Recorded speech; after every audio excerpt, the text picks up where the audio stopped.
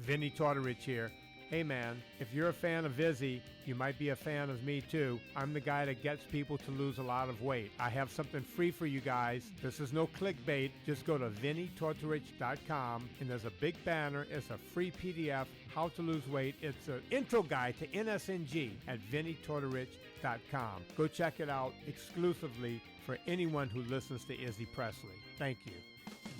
RockstarLeatherworks.com is your home for badass rock and roll gear. Featuring 100% handmade leather bands, watches, cuffs, bracelets, and more, Rockstar Leatherworks has something for everybody. Whether you are going to the show or you are in it, you can find something to fit your needs. Choose from a variety of designs or create your own masterpiece. Their bands and watches are second to none. They also ship internationally. Who needs a stage to be a rock star? Check out RockstarLeatherworks.com. Hey ladies, Sass Pants Designs will take that band shirt that everyone has and make it your own in a flattering, sassy, and simple way.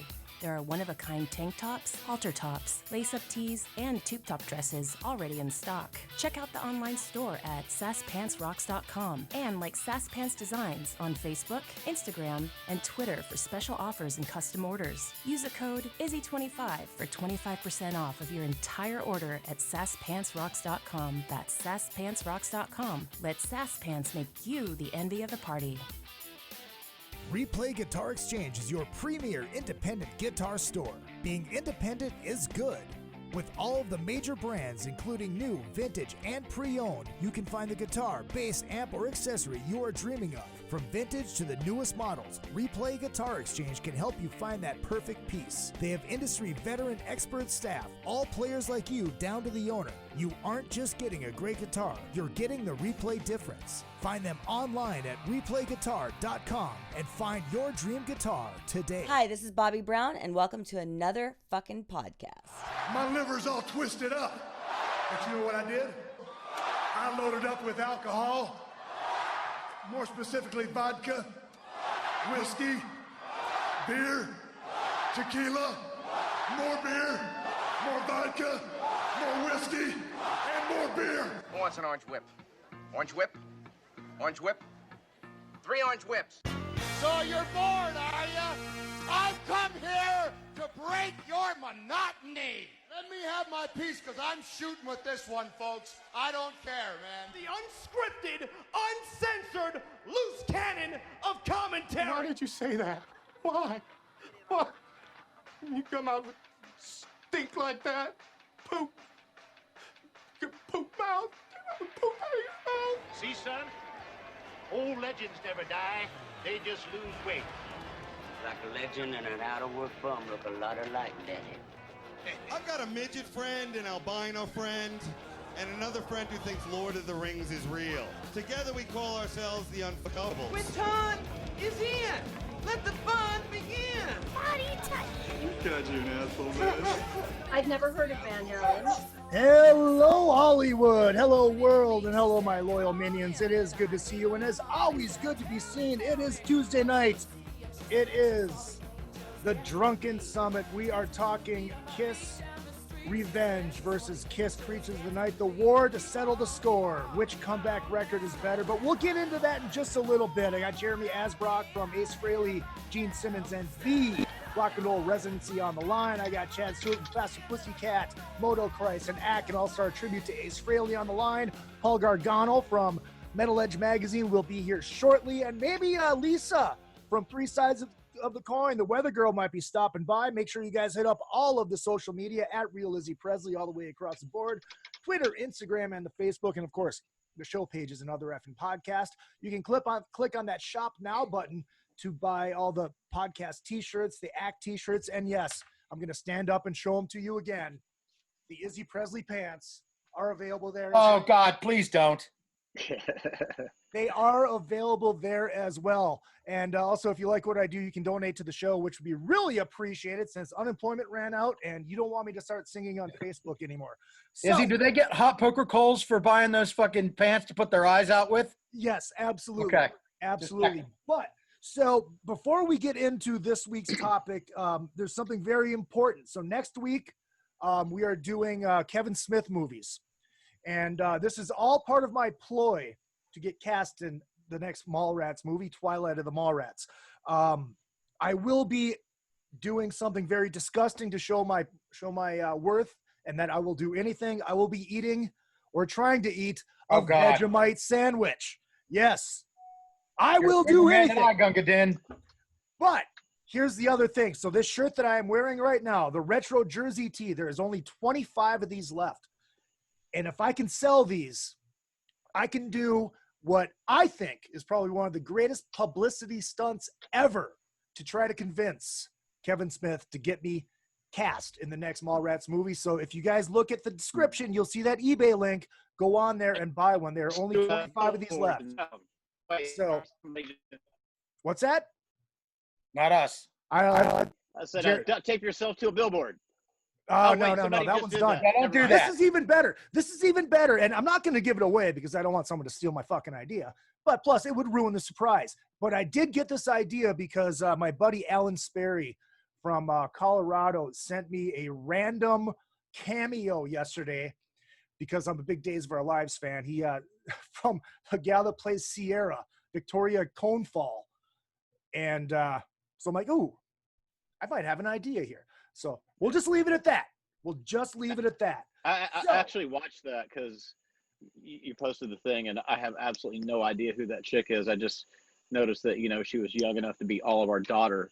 Yep, absolutely. I'm like, I thought it was, I'm like, is this a fake link? I'm like, I don't want to click on this one because I didn't recognize her because her hair was back and yada, yada, yada. And he's like, no, do it. I'm like, oh, shit, Sierra on Days of Our Lives. That's fucking hilarious. That's funny. So before we get into this discussion, I do want to talk about something else. There's a tweet that I sent out the other day that actually got some legs on Twitter. It was a something about Kiss Unmasked, and I compared it to Taco Bell, saying Kiss Unmasked. I didn't comment publicly on that, but I knew I was coming on your show, and we'd probably talk about it. And I knew what I was going to say. It says Kiss Unmasked is the Taco Bell of Kiss records. It looks great on the outside. Some of the things on the menu are edible, but once you get sucked in, you remember that it's still Taco fucking Bell. And got a lot of great responses on that. A lot of people sticking up for Unmasked. I never said it was a bad record.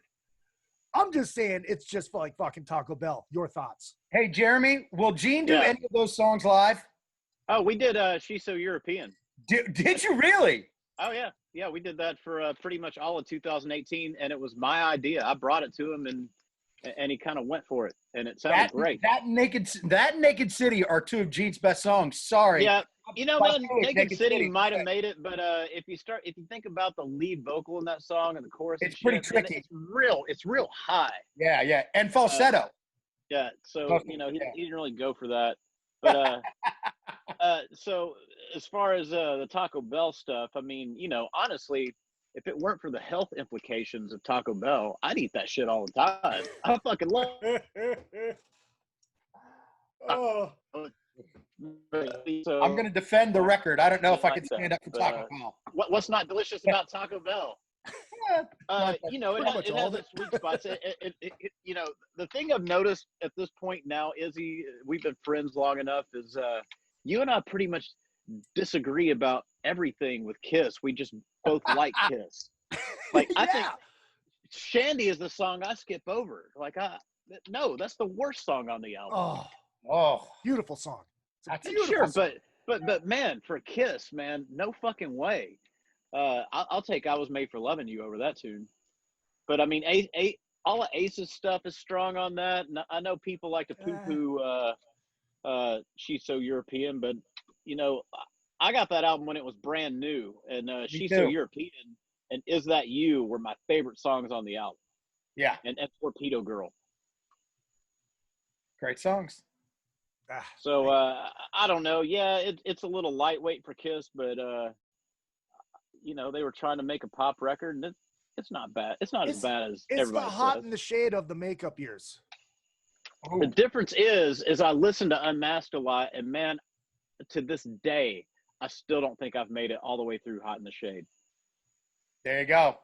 To me, that's the last one in the catalog. I just didn't get into Hot in the Shade. I've tried so hard to like Unmasked, but I just can't get all the way through it. It's just Ace Ace's songs at that point get really wordy and like uber cheesy. I mean, they're still fun, but here's the thing though. When it comes to cheese, though, I let pretty much everything slide with Kiss because if you're gonna nitpick Kiss lyrics, then you might as well nitpick all of them. Right. But it's presentation. What, you didn't like all the fucking colors and bullshit that that Dynasty brought in, and they just kind of rolled with it? I didn't hate it. So are you taking Dynasty over Unmasked? Oh yeah, absolutely. You're taking the Elder over Unmasked? No. All right. Just the Elder has its moments. I mean, Elder does have its moments. I do like Just a Boy. I am just a boy. I don't know why. I love Just a Boy. That was another one, man. I got that album for Christmas 1981, and while there was some stuff I didn't get, like it came with a gatefold, and my original copy actually has a rip on the left side because I was trying to open to get to the other record or the order forms or the poster that was on the other side, and it just won't fucking open. And then I ripped it and realized, wait, there's nothing in there. There's not even a photo of the band. What the hell? But I still listen to it a lot. And I is a great song. That was another one we did with the Gene band. I is amazing. Amazing. I skipped over Odyssey, and I used to listen to the rest of the record, but Odyssey was the only one that, man, my 6-year-old brain just couldn't wrap my head around that one. No, Escape from the Island's cool. Ace's tune on there is fucking great. Yeah, you know what, man? A lot of people ask me why we don't do Dark Light, and it's because there's so many words, and every chorus is different. Like, the only words that repeat in the whole song are Dark Light. The rest of it, man, it's like fucking singing a novel. And I've done it a couple times, with the Residency and our Kiss band that we had and stuff. And yeah, I totally get why. Because even if Ace had a lyric sheet, man, it'd be like 4 fucking pages. Like when we did that song for the Kiss Cruise, I make out the lyric sheets, and you got to make them kind of big because these guys can't see as well as they used to be able to, and they wear sunglasses on stage. I had to make like 4 fucking sheets that were the size of my torso and head, and I got it. I'm like, yeah, man, you spend the whole time just reading off a lyric sheet because there's so many words. I mean, Lou Reed wrote that song. Oh shit, I didn't know that. Yeah, he wrote the lyrics to that when Ace's song was called Don't Run. Wow. Is there a demo of that? Yeah, it's out there. Oh shit, I didn't know that. The Kiss Elder demos, Don't Run. If you were going to put the Elder up in a fight against another Kiss record like we're doing now, what do you think it would be? I would say you'd throw it against fucking Carnival. Yeah, that's fair. Because I don't even really consider Carnival a Kiss record, to be fair. Yeah, that thing. I have never made it through that album. Neither have I. No. And look, let's be honest. I mean, Bruce Kulick stands up for this record all the fucking time. But let's be honest. By that time, the writing was already on the wall. They already kind of knew what they were doing. They phoned that one in. Right. Well, I say, dude, maybe Monster. Ugh. Monster to me, it sounds like they're just trying too hard to recreate the past. I've never made it through Monster. It's not that I like or dislike Monster. When I think about it, though, man, I think about a really good time in my life when I bought my house and I was painting it to move into my own fucking house. Monster had just come out, and I listened to it a bunch. And then I just cruised like 2 weeks later. And so I can associate those songs with a good time in my life. So, but at the same time, I don't even really count those albums. I mean, do they really count? Not really. Maybe Sonic Boom counts. Yeah. I like it. Okay. Same thing. It came out, and I like it better than Monster for sure. Sonic Boom. How about this? Sonic Boom or Psycho Circus? I don't know, man. Psycho That's a Circus tough one. That's pretty even. I gotta really be- hit and miss. We did actually some songs off of Monster in our Gene set. That was pretty cool. We did oh god, what was that fucking song? Wall of Sound. That was on Monster, right? Sure. Is he? Sure. Yeah. I mean, it was pretty cool. There was another song we worked up called "Eat Your Heart Out." We never actually did it, but we did try to rehearse it. That was pretty good. Oh shit! Going to the chat room. Shannon Wilk checking in. How you doing, Shannon? It's good to see you. Thanks Hey, for coming Shannon. in. Joel Smith coming back this week after the Elvis one last week. He says Unmasked, although rather poppy, is still a great album. Give me Is That You, Talk to Me, and Yeah. 2 Bell Beefers to Go. Nice. He also says he'd take the Elder over Carnival 6 out of 7 times, even twice on Sunday. And if Monster and Sonic Boom don't count, Psycho Circus should not either. Okay. I don't know if I agree with that. I mean, yeah, because that was the comeback. That was another comeback. Yeah, I guess we could have thrown that into this fight. It would have lost. That one doesn't even hold fucking water. Yeah, I'm not going to argue in defense of Psycho. Yeah, Circus. we would sink that right away. Yep, that would be the Glass Joe of this fight for all you old school fucking Punch Out fans out there. Man, Into the Void is the only song on that record that's the Kiss song. I mean, if it was supposed to be an Ace, Peter, Paul, and Gene record, that's the only one on there, pretty much. So, and it actually sounds like Kiss too. Like, yeah, but Peter didn't even play on it, did he? He played on that song. One. Oh, on that song he did. Yep. So when I hear it, I can sort of hear the classic Kiss, even if it's, I don't know. There's something about it. It sounds like them. I did the best song on the record. I still like the song Psycho Circus. I still get chills when I hear it because I remember the first time I heard it when you thought it was the original band. I got chills. I still get chills when I hear it. I love the song Psycho Circus. The song that I do like is there was an Ace song that got cut from the record that Gene wrote. In Your Face. Yeah, I like that song. I thought that was a cool song. Chad, have you ever heard that? I have not. It's cool. Did you hear the version of It's My Life that got cut for it? Yes. That was we did that with Gene a whole lot also. Wow. And let's be fair, the song Psycho Circus is probably Paul's last good recorded vocal. I disagree with that because I think the lead single on Sonic Boom, he sounded really good. And then the lead single on Monster, he sounded really good. What was the lead singer on Sonic Boom? I forget. Was that Modern Day Delilah? Hell or Hallelujah. Hell or Hallelujah. Yeah, Modern Day Delilah. Yeah, Hell or Hallelujah. That was on Sonic Boom. That's pretty cool too. That was all right. And both of those songs, I thought it's like these sound like they could be on Asylum. It's my thoughts. Yeah, maybe. I don't know. Chad, before we get into anywhere, please describe what is sitting right behind you. Oh, this? Yeah. This is the flight case from 1976 that carried the boots and hairspray. I bought it at the Kiss auction when they were auctioning off all their shit. How many fucking years ago was that? But yeah, that's 20. That's the boot case. Wow. I've got one thing from that auction. It's a belt, and I wear it on stage all the time. And in the catalog, it says it's Gene's belt. Well, that belt fits me perfect, and I weigh 137 pounds. There's no way Gene ever wore that fucking belt. Maybe in the 70s.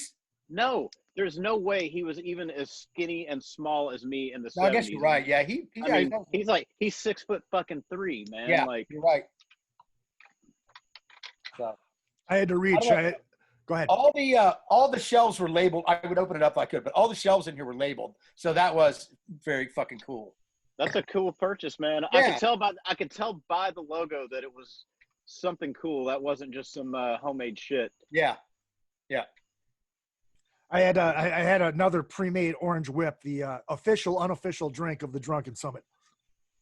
I don't know. Me and Chad are both on red wine, so yes, we are. I don't know. You're kind of outnumbered here, but it is your show. Yeah, this is true. And I got some beer waiting for me too after this is gone. I tried to get some Jack Daniels, but they're out of the small bottles. I didn't want to get the big bottle, but this is good because then tomorrow I won't have the whiskey shits and I won't get extremely hammered tonight. So that's a bonus. So, all right. So before we get into the actual throwdown, I might as well do the spots right here. First half of the show brought to you by Beater Amplification. That's 2 E's, beateramplification.com. You can see that beautiful half stack right behind me.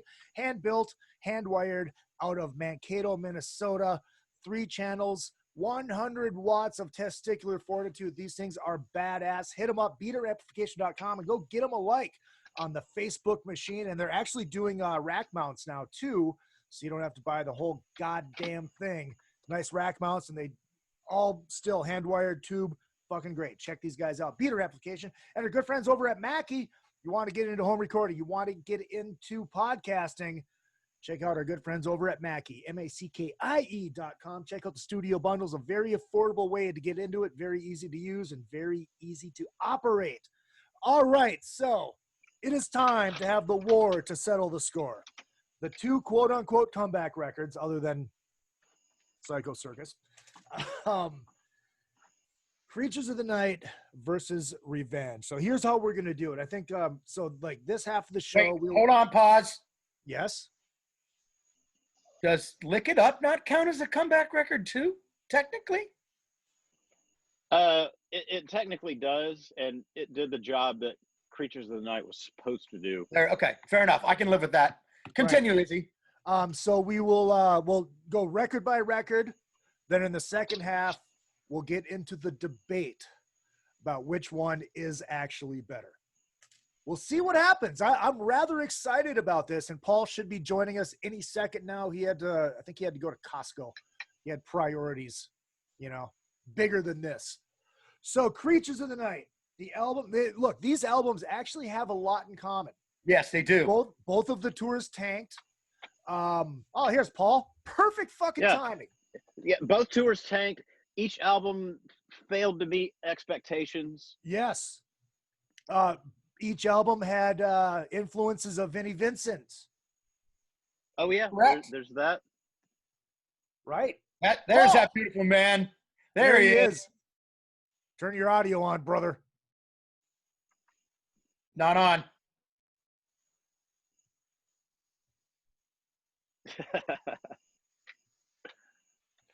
Joel says, love the Psycho Circus album, but you just made my point. Thank you.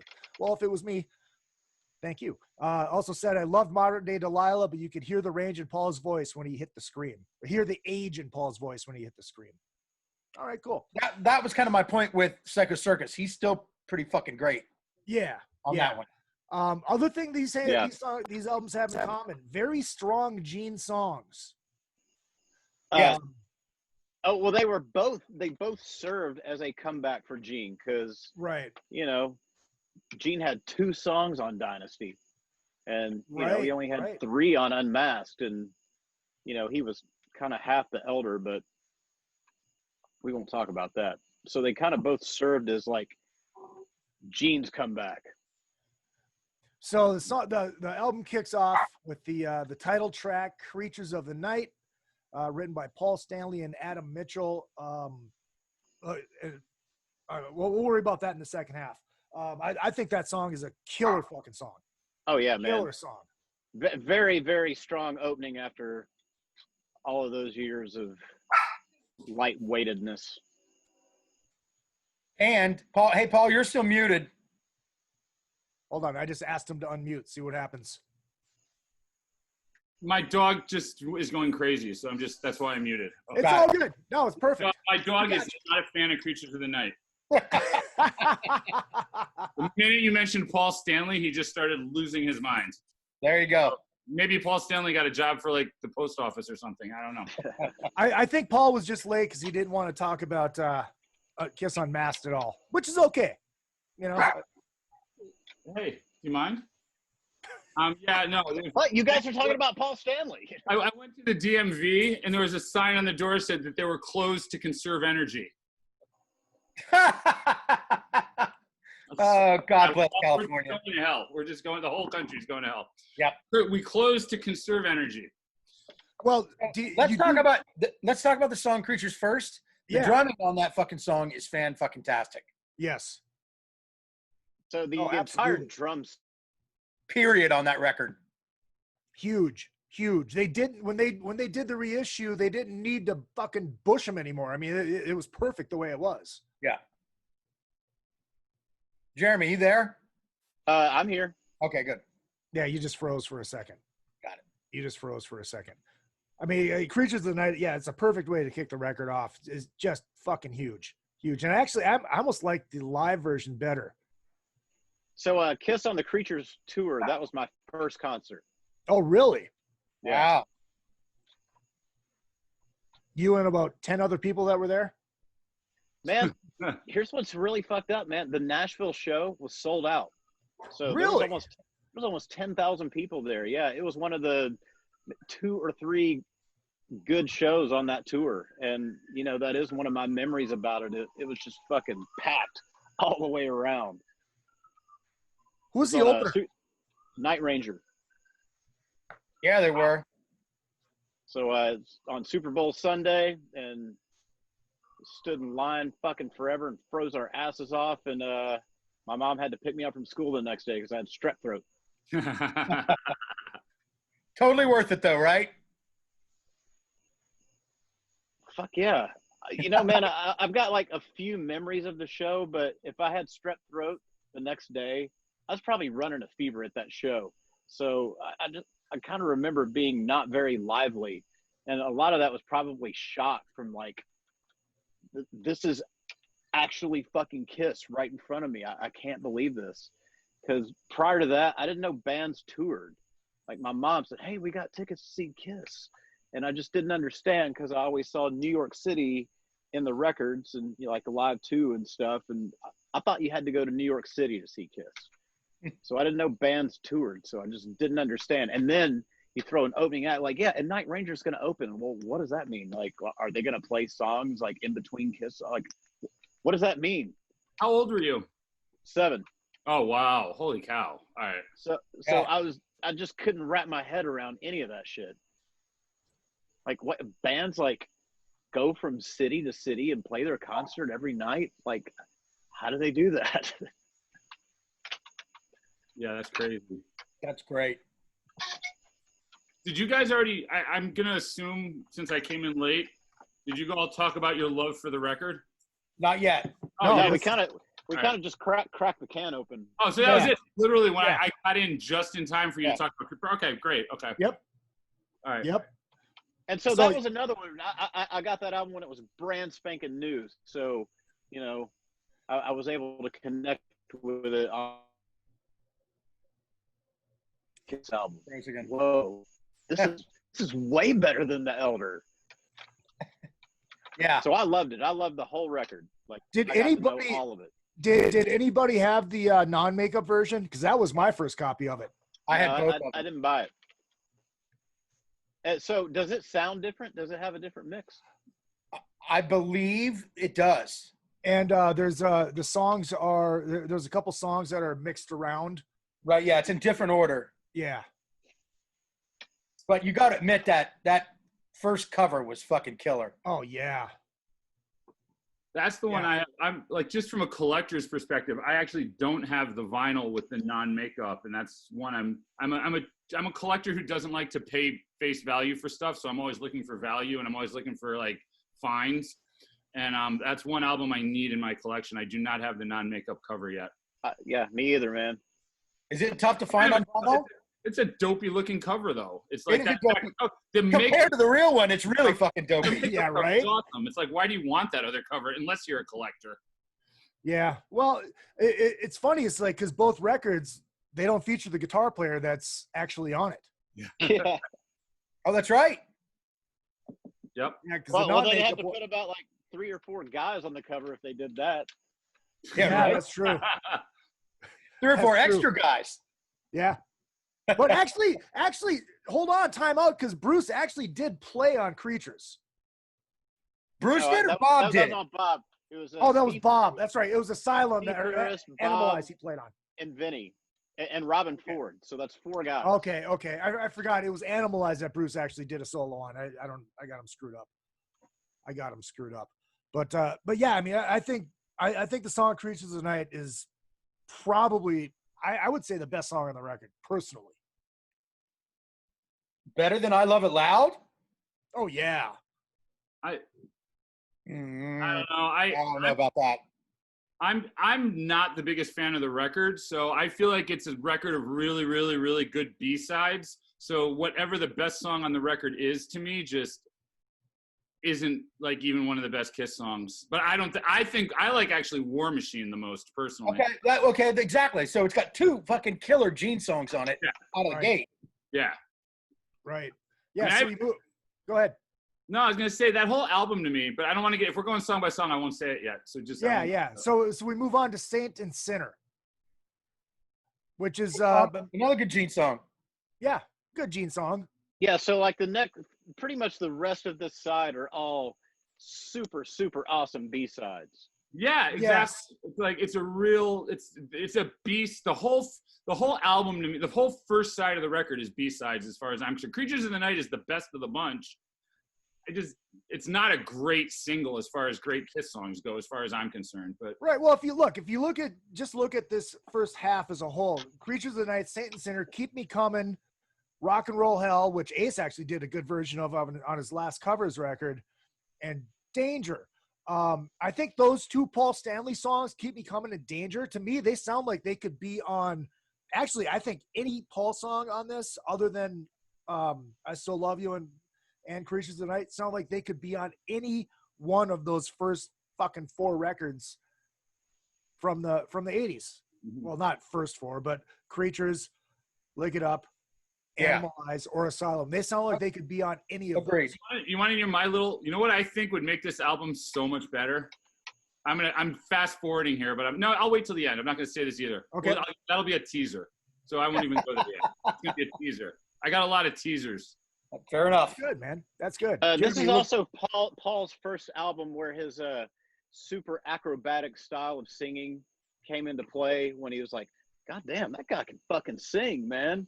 Like, Creatures is good, but man, Danger, even when I was 7, I remember thinking like, man, he never really sang that good before. I love that at 7 years old, you were analyzing how good a singer Paul Stanley was on previous albums. Well, man, I got into him real young, so, So did I. I'd really become familiar with everything about the band at that point. And, like, I came into Kiss as a new fan during Dynasty, and I was, like 4 years old. And so I got Unmasked and Elder as new albums, and that was like a major fucking shift from Alive 2, which was my first. Right. So when they got back to this, I was able to process like, wow, this is different. Hold on. This is why I love the listeners. Joel says, yes, the 85 version has a slightly different mix. The 2014 reissue has the 85 mix instead of the original. And he says, if I remember correctly, the last time the original mix of Creatures was available was the 97 CD version. I can't imagine that the 85 mix is better than that original mix with those drums. It can't be. This is an album I would love to hear mixed in general. This is an album I would love to hear mixed today. I don't think this is a great sounding Kiss record. Except for the drums. The drums sound fantastic on it. But that's not the whole band. I know. I'm saying. But I could see remixing it just to leave the drums on. Yeah. No, that's fine. I feel like it's just an incomplete album.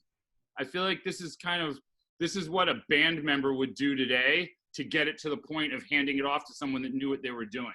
That's kind of how I feel that album sounds. You're good at mixing, but you're not Jay Rustin. You're not good enough. So here, formulate the album so we know what we're doing. Now I'm going to make it sound really good. That's my take. And I was just listening to it in traffic on the way back. The album just doesn't resonate with me as well as I wanted it to. I can't disagree with that. I can't disagree with that at all. I mean, obviously we'll dig deeper into that when we get into the actual throwdown side. But then we move on to side 2. I mean, you guys have any other thoughts on the other songs on the first side? No, like I said, man, like really strong B-sides. Fun to listen to. Yeah. Yeah, but I mean, look, Rock and Roll Hell, you Saint and Sinner. Saint and Sinner is great. Yeah. I mean, Rock and Roll Hell, you got the Bryan Adams. That was another one. So we did that song in rehearsal. Gene wanted to do that. And then we rehearsed it a few times and just kind of decided it was a little slow and plodding and there was probably something better out there. So right. I did get to hear that song with him singing it and playing it, but didn't make it to a live set. All right, so we move on to side 2 with Fire a Little Bit Loud. I mean, I remember when I saw this video for the first time. The video was cool. Oh, loved it. Fucking awesome. It's one of those songs that I think there's a lot of people that are kind of sick of. I don't think I'm sick at all. That's one of the songs that definitely that's one of my like early just awesome Kiss live memories is Loud. And I think that song, I don't think it'll ever in any recorded version be what it is live, because that's a really good part of the live show. And on album, it's not the same. Right. Well, I know, I mean, because I went to Catholic school, and I remember when Animalized Live Uncensored aired on MTV, and I remember watching it. And, you know, with the crowd, him and the crowd, and him and the crowd, and all I could think of was sitting in church was, I want to go up to that podium and just belt it. Yeah, and have everybody in the school. It was just one of those geek moments, you know? When I hear that song live, I think about 40 people coming on stage to sing with the band and stepping all over my shit and stealing all my picks. Fuckers. But I mean, another one of those songs where the drums are just fucking huge. Yeah, I loved that song so much, man. I thought that, like, after the fucking Elder, that was a strong comeback. Right. Well, I mean, I heard it on the radio a little, but man, I don't really think it was the hit it could have or should have been. Right. I mean, I think people were just fucking over-kissed by that point, and nothing was going to save them outside of taking their makeup off and doing something totally different. What do you think would have happened if they would have taken the makeup off for this one? I know Paul likes to think that it would have been as successful as Lick It Up because he thinks Creatures is a stronger album. I tend to agree. Honestly, I don't know. Probably the same thing, man. Like, you know, people, it was just the time and people were ready to move on to, you know, the doors that Van Halen opened. Well, look, dude, honestly, aside from Lick It Up, I mean, what was the second single? Fucking All Hell's Breaking Loose. Yeah. That didn't do much. You know what I mean? You had Lick It Up, and then that was pretty much it. I'm ripping the scab off here. I'm going, okay. This album to me was like, if you look at Kiss as a lifetime, okay? Mm-hmm. Those first couple albums were like that cute, like grade school kid. Anything they do is going to be cute. They had the makeup on. It was all like cute and funny. And like literally the kid could do anything and you're going to laugh because Kiss was cute and we loved it. They had the makeup on and all that. They went through that really awkward stage with Elder and Unmasked where honestly it just didn't work and it wasn't working for anybody. This album was their ugly teenager, we got zits on our face and our haircut is stupid record, and they just didn't care, and it was nasty and it was mean. The tone was dark. This was to me the record that had to be made, and it's kind of like this red herring in the Kiss catalog until you get to the song Unholy, because they were never a dark band. They were never quite like maybe the Scorpions or dark, but this album they went a little darker, and it kind of was they had to, because they needed to do something different, because for 2 albums in a row nobody cared. So this was their cue to do something. Were the Scorpions breaking in America at about that time too? I think they were. Yeah, that was like Blackout. Yeah. Yeah. And like when we get to I can't flake on the name right now because I'm about to scream at my dog. But Paul's big 6-minute ballad. I Still Love You. I Still Love You. Thank you. Like I keep thinking that should be a Klaus Meine singing a Scorpion song. Like do we need 6 minutes of Paul Stanley doing that? It makes a really great change of pace song live. Do you need 6 minutes of it on a record?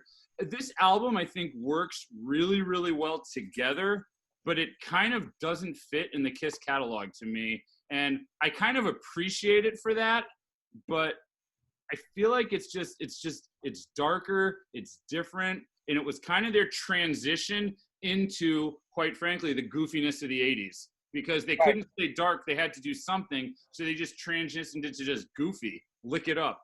I mean, it's like they get into this. Right. Well, hey, did they do Killers before this? Yes. Yes, yes, it was. So Killers was the demo tape for this. Basically. Pretty much. I mean, they kind of sound. They have a similar sound. Right. Well, I mean, there's only four new tracks on that. Right. But yeah, it's like. Yeah, you can say all you want that this is the groundwork for the 80s Kiss, especially on the Paul side. I mean, I still to this day I say that's Paul's solo record. That's the fucking groundwork for 80s Kiss. If you listen to that Paul solo 70s solo record, it's like, dude, this is where the 80s Kiss sound came from. I don't like any of those songs. Really? No. That's shocking to me. I think the songs are bad. I think the production's terrible. I don't like it. Wow. What is your favorite? What is your favorite solo record, Jeremy? When you unfreeze? It looks like he's pondering. Oh, I'm talking about Killers. Oh, I'm not talking about Paul. Okay. I do love Nowhere to Run. I think that's I like that song. But if you are asking me my hierarchy of Kiss albums, it goes Ace, Gene, Paul, and Peter. Although I do like Peter's album. I'm not a hater on Peter's. Man, if you clean the house on Sunday afternoon to Peter's record, like, it's got a time and a place. If you want to rock or you want to listen to Kiss. Right. Well, that's what I say. It's like you cannot listen to Peter's solo record and think you're listening to a Kiss record. If you listen to it as a 70s pop rock record, you'll love it. Yeah, it's got a time and a place, kind of like the Elder does. Like, if I want to listen to, like, some good rockin' Kiss, I don't listen to it. But if I'm in the mood for, like, Bob Ezrin and Bob Ezrin sounding shit, right? Like Wall, I like it. It's not the greatest Kiss album, but I dig it. Gary checking in the chat room says, yes, we need 6 minutes of Paul Stanley singing I Still Love You. The minions have spoken, Paul. Well, that's one person. And I never say I'm right. I just talk louder than everybody else. Although I will say that live Animalize, when they do that, it's pretty fucking great. Yeah. I love seeing the song. It's not a question. This album to me it's like a sore thumb in the Kiss catalog. I mean, look, if we're talking I Still Love You, I'll take the unplugged version any day. That version fucking smokes. I'll take that album. Oh, yeah. Yeah, me too, because if we're talking like the next 4 or 5 records in their catalog, I would definitely take this album over Look It Up, Animalized, Crazy Nights, and especially Hot in the Shade. No, I notice how you skipped Asylum because you're afraid. Oh, yeah, Asylum. Yeah, Asylum rules. It doesn't rule. It's all right. It does. It's got a song here and there, but it's not that great. No, it is. Go back and listen to it. Go back and put it on. Go back and put it on and listen to it thinking, oh, shit, this is what they would have sounded like if they would have gotten Eddie Van Halen in the band. I'm serious, dude. Listen to I'm Alive. Go back and listen to I'm Alive, and you're like, holy fuck. I get it. I'm serious. Turn on the night. What record was Turn on the Night on? That was Crazy Nights. Okay. I'll take Crazy. I'll take Crazy Nights over Asylum. Oh my God. Yeah. Oh. Sorry. Sorry. Oh my God. I'm kind of with Chad on this one. Hey. The ballad's better. I mean, if you're gonna go song for song, the ballad's better. Is there even a ballad on Asylum? No, there was no ballad on Asylum. No. Because you had to make up for the fact that the ballad on this album was twice as long. Right. Well, we'll get into the ballad on Unholy or on fucking on Revenge. Well, Look, the ballad on Crazy Nights, Reason to Live, I thought was fucking great. I love that song. Okay. Just proved my point. But I still take Asylum any fucking day. All right, so we move on to I Still Love You. I think we just covered that. Then 3 Gene songs on side 2. I Love It Loud, Killer, and War Machine. As God intended. So if we count these, we've got 1, 2, 3, 4 more Gene songs. Actually, no, take that back. Yeah, more Gene songs than Paul songs. Yes. And I don't think that's ever happened on a Kiss record. Yeah, that's honestly, I'm kind of surprised that he allowed that to happen, because that's not really his style. Do you think maybe Paul just didn't have the songs? I think what they were going for, Gene's voice suited this. I think it was a tone. This was right. A tonal thing with this, and it was a mood. And Paul's voice just does not fit the mood of this album as well as Gene does. No, I agree. I would say, every time you bring up Paul Stanley, that dog goes nuts. Every time I say that name, the dog goes crazy. I wonder how much of it was Neil Bogart too, deciding that. Man, he died that year, and he had already sold his part of Polygram of Casablanca to Polygram. So I'd say he was not involved in this, and Bill Aucoin was on his way out. Man, this was Paul and Gene. This is when they started steering the ship. This album just kind of served the same purpose as Revenge, and that's why Gene had the lead track on Revenge, man. If you're going for a darker tone, right? Then, you know, a Paul led thing is, and Paul had led the couple years prior. I Was Made for Loving You, Shandy, Sure Know Something. Well, and all through the '80s, pretty much too, up until it was the same thing had happened. Right. They come back with Gene's darkness, and then Paul takes back over, and they make super pop, super positive, pop rock songs. So let's move on to Revenge. Okay. 10 years and let's see. This is May, so September. May is 5, September. So 10 years and almost 5 months exactly after Kiss Revenge comes out. And me and my friends were around the TV when they debuted Unholy on Headbangers Ball. I remember we were that. all so happy, man. Because I'm a Kiss fan, and so I bought every record, but I listened to them like once, and man, seriously, like everything non-makeup, I just I didn't love it. There were other bands out there to listen to, and it never really grabbed me, and the Revenge album did, and Unholy did, and I listened to that album as much as I listened to anything that came out in 1991. Joel says, is the dog named Peter Chris? That's going to be his nickname. I like that's funny. That is funny. I remember when this record came out, and I'm going to say this. I do like Hot in the Shade. I think if you cut the fat off of it and get it down to about 10 or 11 songs, it's a lot better record. And the ballad, and then so you're taking the ballad and then kicking the rest of the record out? Oh, come on. As the guy that says Hide Your Heart is the favorite song that we do. We do Ace's version. Yeah, this is true. I like Rise to It too. But look, Hot in the Shade is a special place in my heart because that was my first Kiss show. And I bought it. I remember I bought the record. Who was your opener, Izzy? Who opened for we had Slaughter and Faster Pussycat. Okay. God, see, that's the one I wanted. We got Slaughter and Danger. And I had Slaughter and Winger.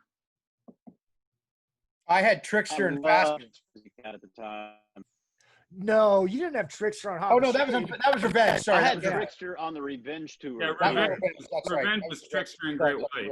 You're right. That's the one I had. I had Trickster and Great White. Yeah. Yeah. No, I had Winger and Slaughter. And I had Winger and Slaughter on Hot in the Shade. That was Alpine Valley. Yeah. Oh, that's weird that you had them in Alpine Valley and we had Faster in fucking in Minneapolis. It's probably how it was routed, whatever. But did I know you Faster was jumping from tour to tour to tour to tour to tour. Yeah.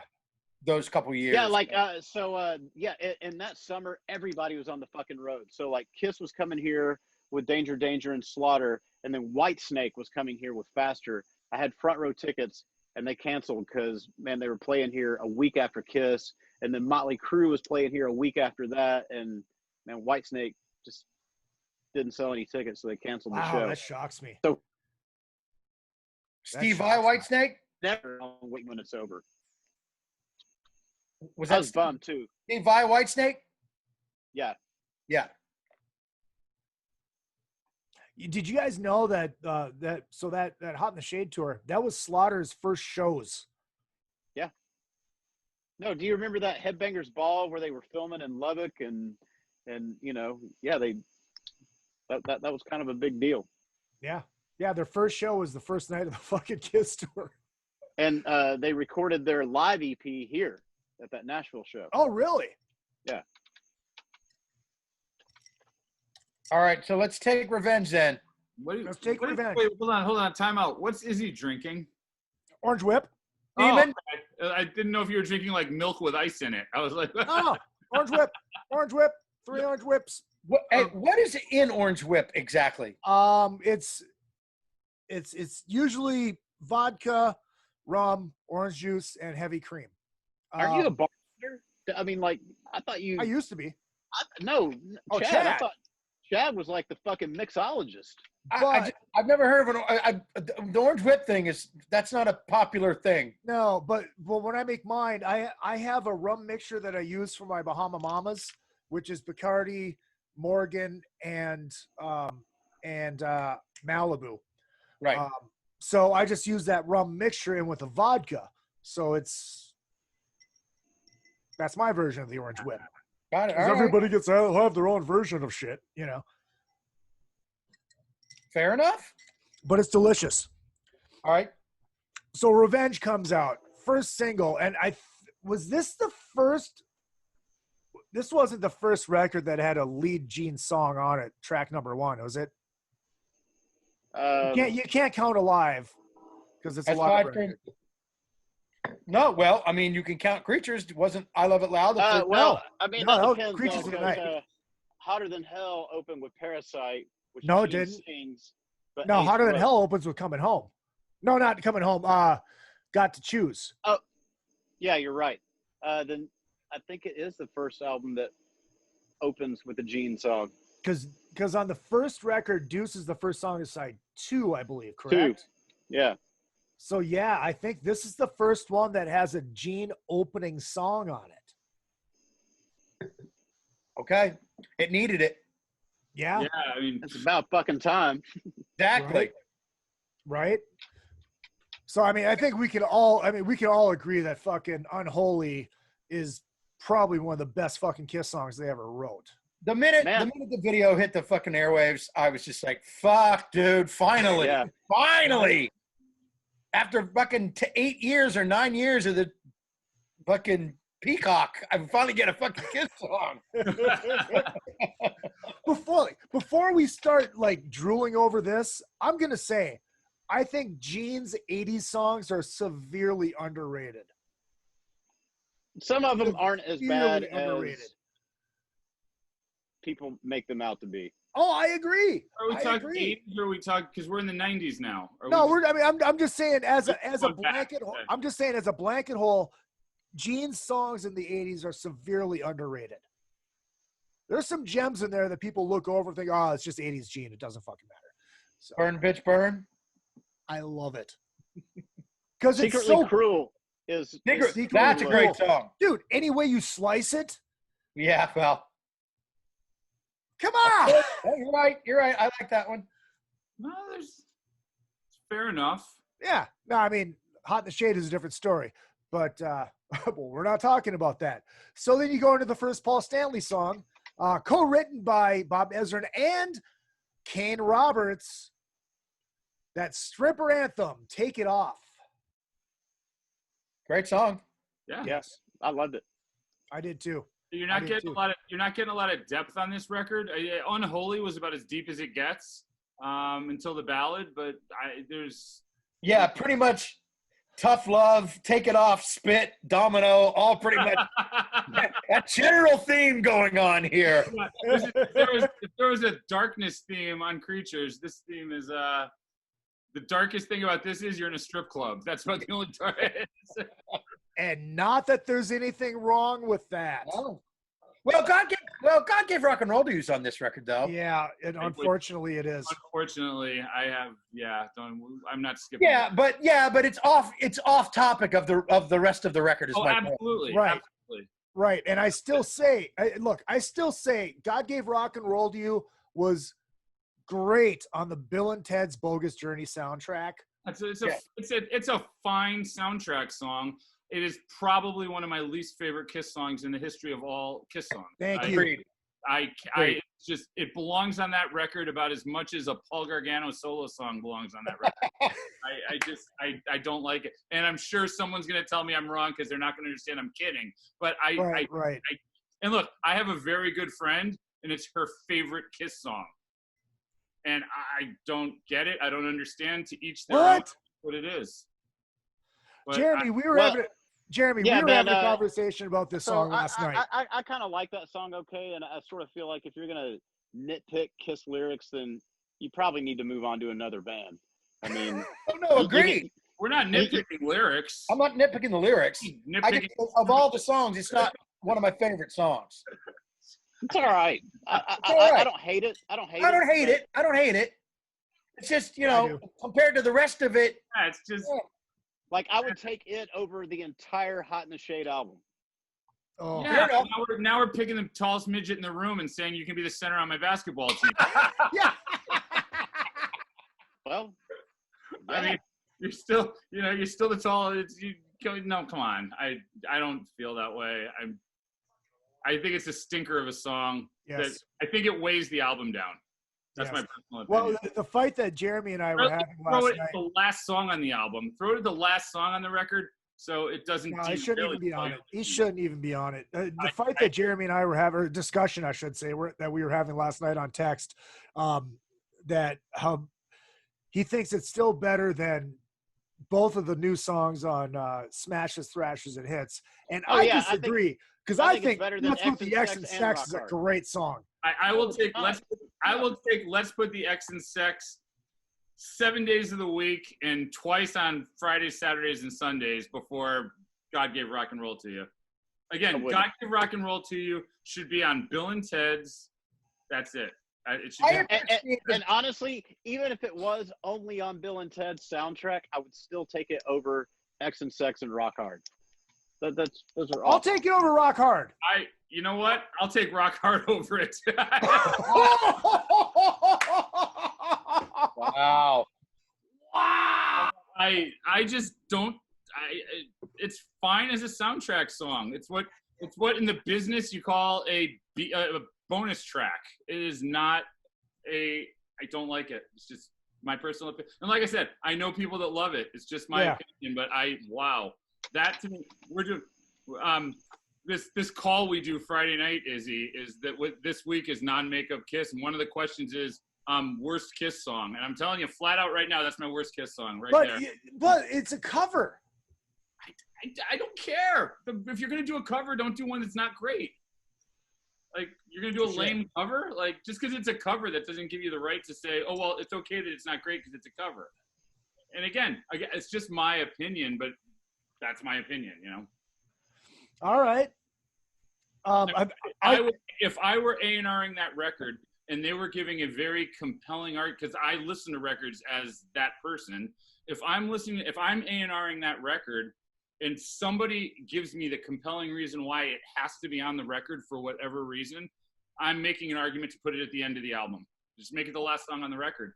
I think the argument is that the sentiment of the song meant they were trying to go for something a little more meaningful other than stripper songs, and it's basically right in the middle of the record. Yeah.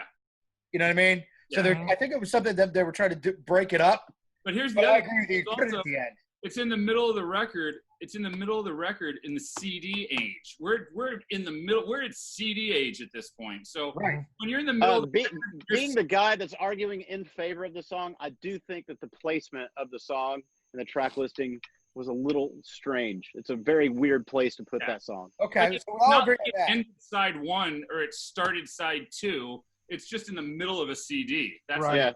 It's kind of a weird place to put it. Right. Now, I mean, look, if we're going to rearrange anything on this record, I'm going to put I Just Wanna in place of God Gave Rock and Roll. I've got the ultimate rearrange when we get to that point. Oh, sweet. I like it. So we move on to Domino, which I love. I fucking love Domino. Yes, it's a ripped off fucking Black and Blue song. What's that? Did somebody say they hated it? No, I tried singing it, so you might have hated it for a second. I know. Oh no, one of fucking classic Gene. Are you fucking kidding me? Yeah, right. Yes, it is a ripped off Black and Blue song, and it's been admitted and been proven, yada yada yada. But that's one song that I used to go up and sing with bands all the time. It's one of my karaoke go-tos. What Black and Blue song is it? Shit. Hold on. Yeah, I didn't know that. Hold on. Let's go. I remember that Black and Blue song, Said No One. Yeah, exactly. Kiss, Domino, Black and Blue. If it was Nature of the Beach, I could have got behind. But that would have been a Paul song. Okay, Gene Simmons. Hold on. Okay, Gene Simmons, the sole writer of this song, admitted he was trying to copy the song "Deuce" with Domino, although the song borrows much more from the song "Nasty Nasty," sung by the band Black and Blue, which Simmons worked with before. Nasty was written by Simmons, Tommy Thayer, and Jamie St. James. And Jamie actually told me that he tried. It doesn't sound anything like Nasty Nasty. Jamie said that he tried to give Gene shit about it, and Gene goes, "What are you gonna do?" Yeah, there's that. Yeah. But yeah, I just thought they were going for some ZZ Top type. That's what it sounded like to me too. Yeah. No, I can't disagree with that. But yeah, it was lifted from a Black and Blue song. I'll agree to disagree on that one. You know what? If they had lifted "God Gave Rock and Roll to You" from a Black and Blue song, I would have a much better argument for all of this. Oh, that's great. Quick shout out to listener Matt Larson, not downstairs Matt Larson, different Matt Larson, for bringing me back some Mick Golden Light from Minnesota. Appreciate that. Cheers. There's 2 Matt Larsons in the world? There are one's an ON, one's an EN. Okay. This one's the ON. All right. Yeah, the world can't take 2. The world can't take 2. Exactly. So we move on to side 2. If you listen to the cassette, I guess. Heart of Chrome. Great song. Jericho just did a great cover of. Yep. With our boy PJ Farley. That's right. That's right. Great song. It's a great song. It's a great song. I agree. Yeah. I agree. Heart of Chrome, written by, also co-written by Vinnie Vincent. There you go. And Bob Ezrin. Thou Shall Not, I think one of Gene's best songs. I loved it. We tried to do that when we did it at rehearsal, but again, that was like Naked City. The vocal was so high. Too high. It was out of its range now, and so we never did it. But God, that was one of my favorites on the album. He throws down on that. I live most of my life in New York City. Yeah. Fucking good. Fucking killer. Then we get to the ballad. Every Time I Look at You. Big hit. Was it a big hit or not a big hit? No, I don't think it wasn't a big hit. Was it even released as a single? Yes. I don't remember. Yeah. Was there a video for it? Yes, there's a video there for is, it. but they never really Hold on, showed it. I'll look it up. I'll look, because I don't think it was actually that big. It wasn't. There was a video. There was a video. No. Yeah, there was. And Paul's got a beard and shit. You know. Yeah, there's a video for it for sure. Holy shit. Hold on. Kiss. It just didn't do that well. Man, that wasn't ballad time, man. This is like fucking 92. Oh my God. Yeah, it wasn't forever. No, it didn't chart at all here. Holy shit, there was a video for it. I told you there was a video for it. No, man. They were barely fucking surviving on Unholy, man. So in 1992, 93, a ballad sure as fuck is right. Well, I mean, did Domino get released before or after Every Time I Look at You? Before. I think it was before. Because Domino was the third single. I Just Wanna was the second. Right. I think I Just Wanna is probably the reason it might have tanked. It was never released as a single. Or it never charted if it was, according to Wikipedia. Well, there's a video that doesn't that constitute it being released as a single? I'm talking about radio charting. I'm just talking radio charting, and there's no radio chart here. I never heard that song on the radio. Yeah, no. But I just don't think radio stations were going to play a Kiss ballad. No, but wasn't Headbangers Ball playing the video? Because I mean, they weren't gone at that point. Well, I know it was released as a video, but like I said, I never really saw that video. I don't think MTV ever played it. I don't think they were like, yeah, no. I never saw it. It doesn't even say that Unholy was released in America. The only single that it says was released in America here was God Gave Rock and Roll to You. At least that's the only one that charted, and it would have charted if it was released. Domino was released here also. So you had God Gave Rock and Roll to You and Domino and I Just Wanna. So you had three, but Every Time I Look at You and Unholy never made it out here. Huh. Interesting because I worked radio at the time. I was at a college radio at the time. And Unholy, I got the single in before I actually got the album. And like you guys, I lost my mind at that point because I'm like, this is the greatest thing we've heard in forever. This is like so good. And played the hell out of it. But I think that was the era. We were into the concrete marketing era of metal radio at this point. Yeah, right. Exactly. So exactly. Think of it actually. Unholy, yeah. So Unholy went to metal specialty, and then they went something else to traditional because Unholy wasn't going to go to commercial rock radio. So, and I think that was why everybody was listening to specialty programming at that point. So that's why we all knew Unholy as well as we did, but it never went as a traditional single. Huh. All right. Well, so it's still a good song. Yeah, I agree. It's still a good song. Yeah. Sorry. And Dick Wagner does the solo on that. That's does he really? Yeah. That's an Ezrin. He's got to get one on an Ezrin record. Yeah. One song. Oh, come on! I gotta get my guy on one song. I like that song. I think it's a good song. I think it's not my favorite Kiss ballad, but I think it's a really good ballad. I actually think it breaks the album up well. I like it. I like it a lot. No, I like it too. I mean, I still like Forever better, but I think it's really good. I like Forever and Reason to Live. I like both. Yeah. Yeah, I mean, Forever and Reason to Live. Paul, I agree with you. It's in a right spot on this record. Yeah, and it's Paul. It's a Paul moment. Gene's not on the. I don't even think Gene even played on the song. It's just completely. It's Paul gets to be Paul. He does his thing, and it breaks the album up well, I think. Did Eric Carr play bass on this? Oh no, he was gone by then. No, Eric Carr played bass on "I Still Love You." I know Eric played bass on quite a few songs. I mean, but he was gone by this point. So we move on to another Gene song, "Paralyzed." Good song. Fine, pretty cool. Song. Not his strongest one. B-side. Yeah, B-side. Yeah, it's a solid B-side. Yeah, it would have been the best song on Creatures. Then we move on to another Paul Stanley, Vinnie Vincent collaboration. I think I used to love this song. It was a single. Now I think it's cheesy as fuck. I Just Wanna. Of course it's cheesy as fuck. You can't nitpick Kiss songs for being cheesy. It's summertime blues. You know? Yeah, it's exactly what it is. I like it. It's cool. It was fun. I think it's the middle. I mean, the whole album is about strip club. I mean, it's right. It was great live. It was great live. All of a sudden, you're gonna say this song is cheesy.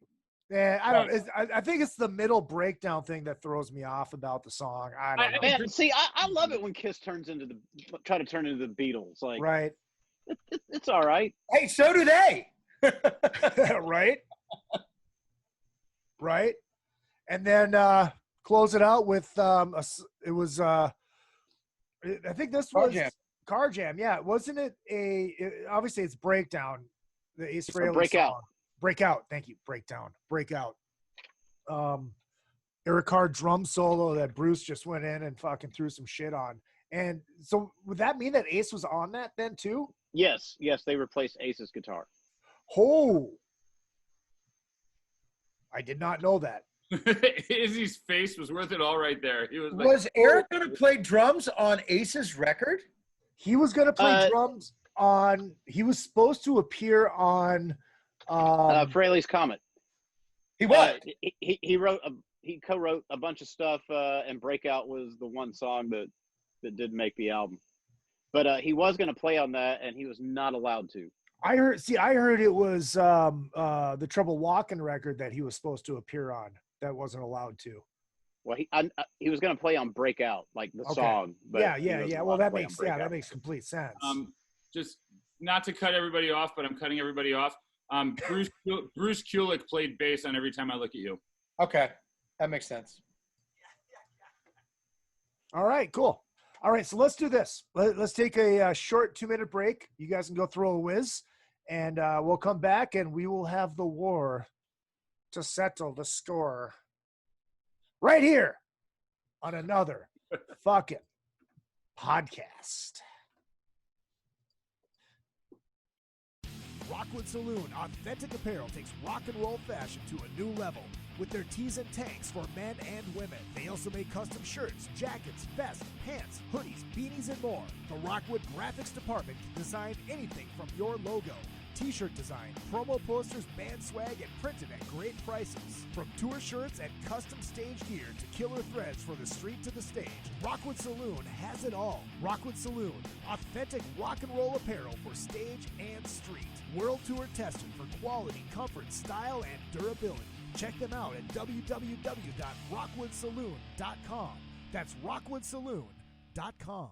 If you need to promote your band or business, or just want to stylize, personalize, or customize your ride, check out vid-decals.com. Want to create and customize your own stickers representing your band, or make your own bumper sticker? Vid Decals can do it. All stickers are printed on quality vinyl and can be placed on any flat surface. Stickers are an affordable way to promote your band or business. Go to vid-decals.com to get started. That's vid-decals.com. vid-decals.com.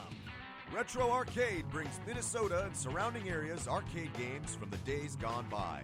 All of those great games from pizza joints and arcades are available in cocktail units and custom machines. Dozens of favorites from your youth in one machine to complete your game room or man cave. Retro Arcade also sells and services your favorite pinball machines. Find them at facebook.com/80arcade. That's facebook.com/80arcade. Retro Arcade. Your youth is just one click away.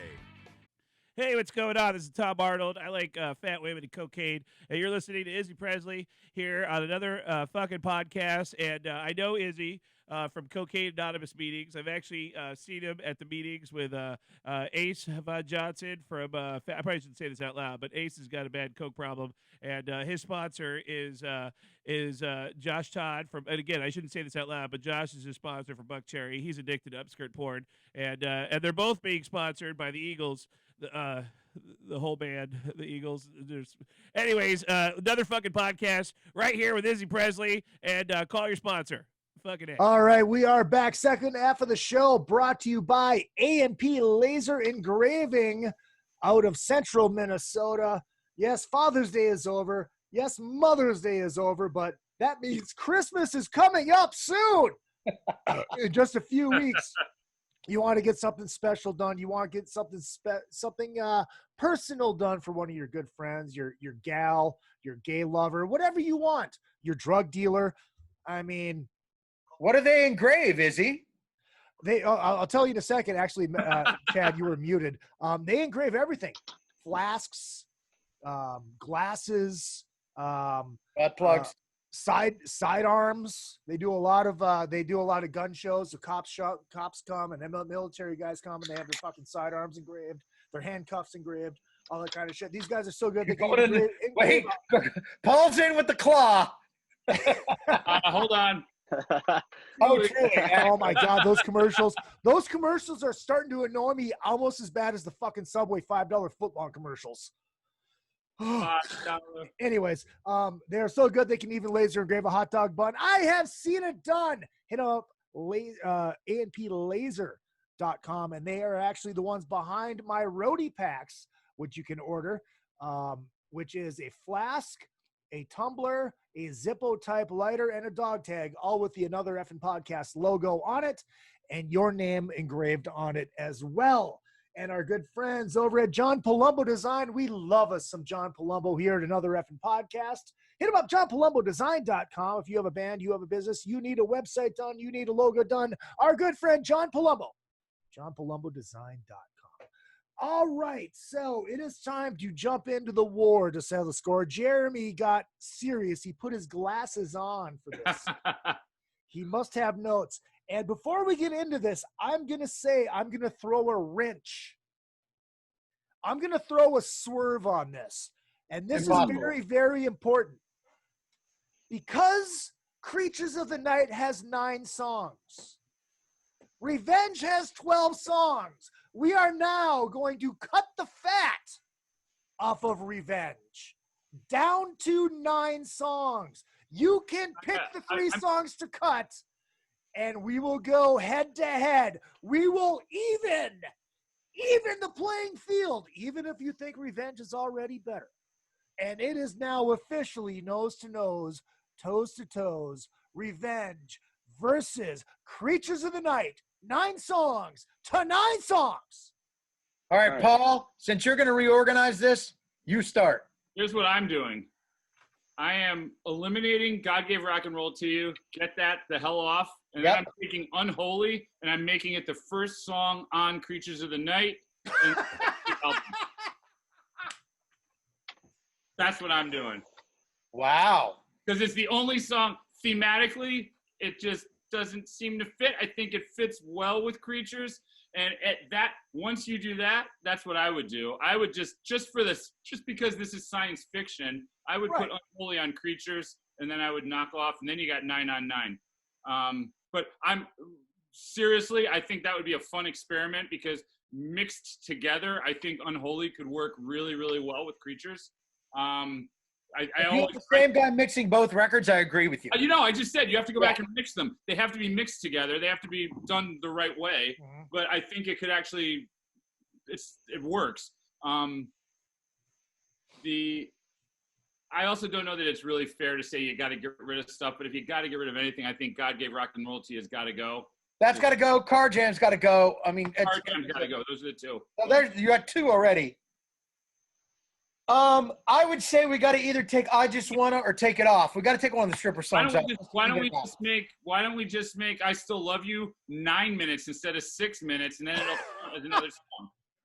We could do that, or we could take Every Time I Look at You off and put I Still Love You on Revenge and edit it down to 4 minutes.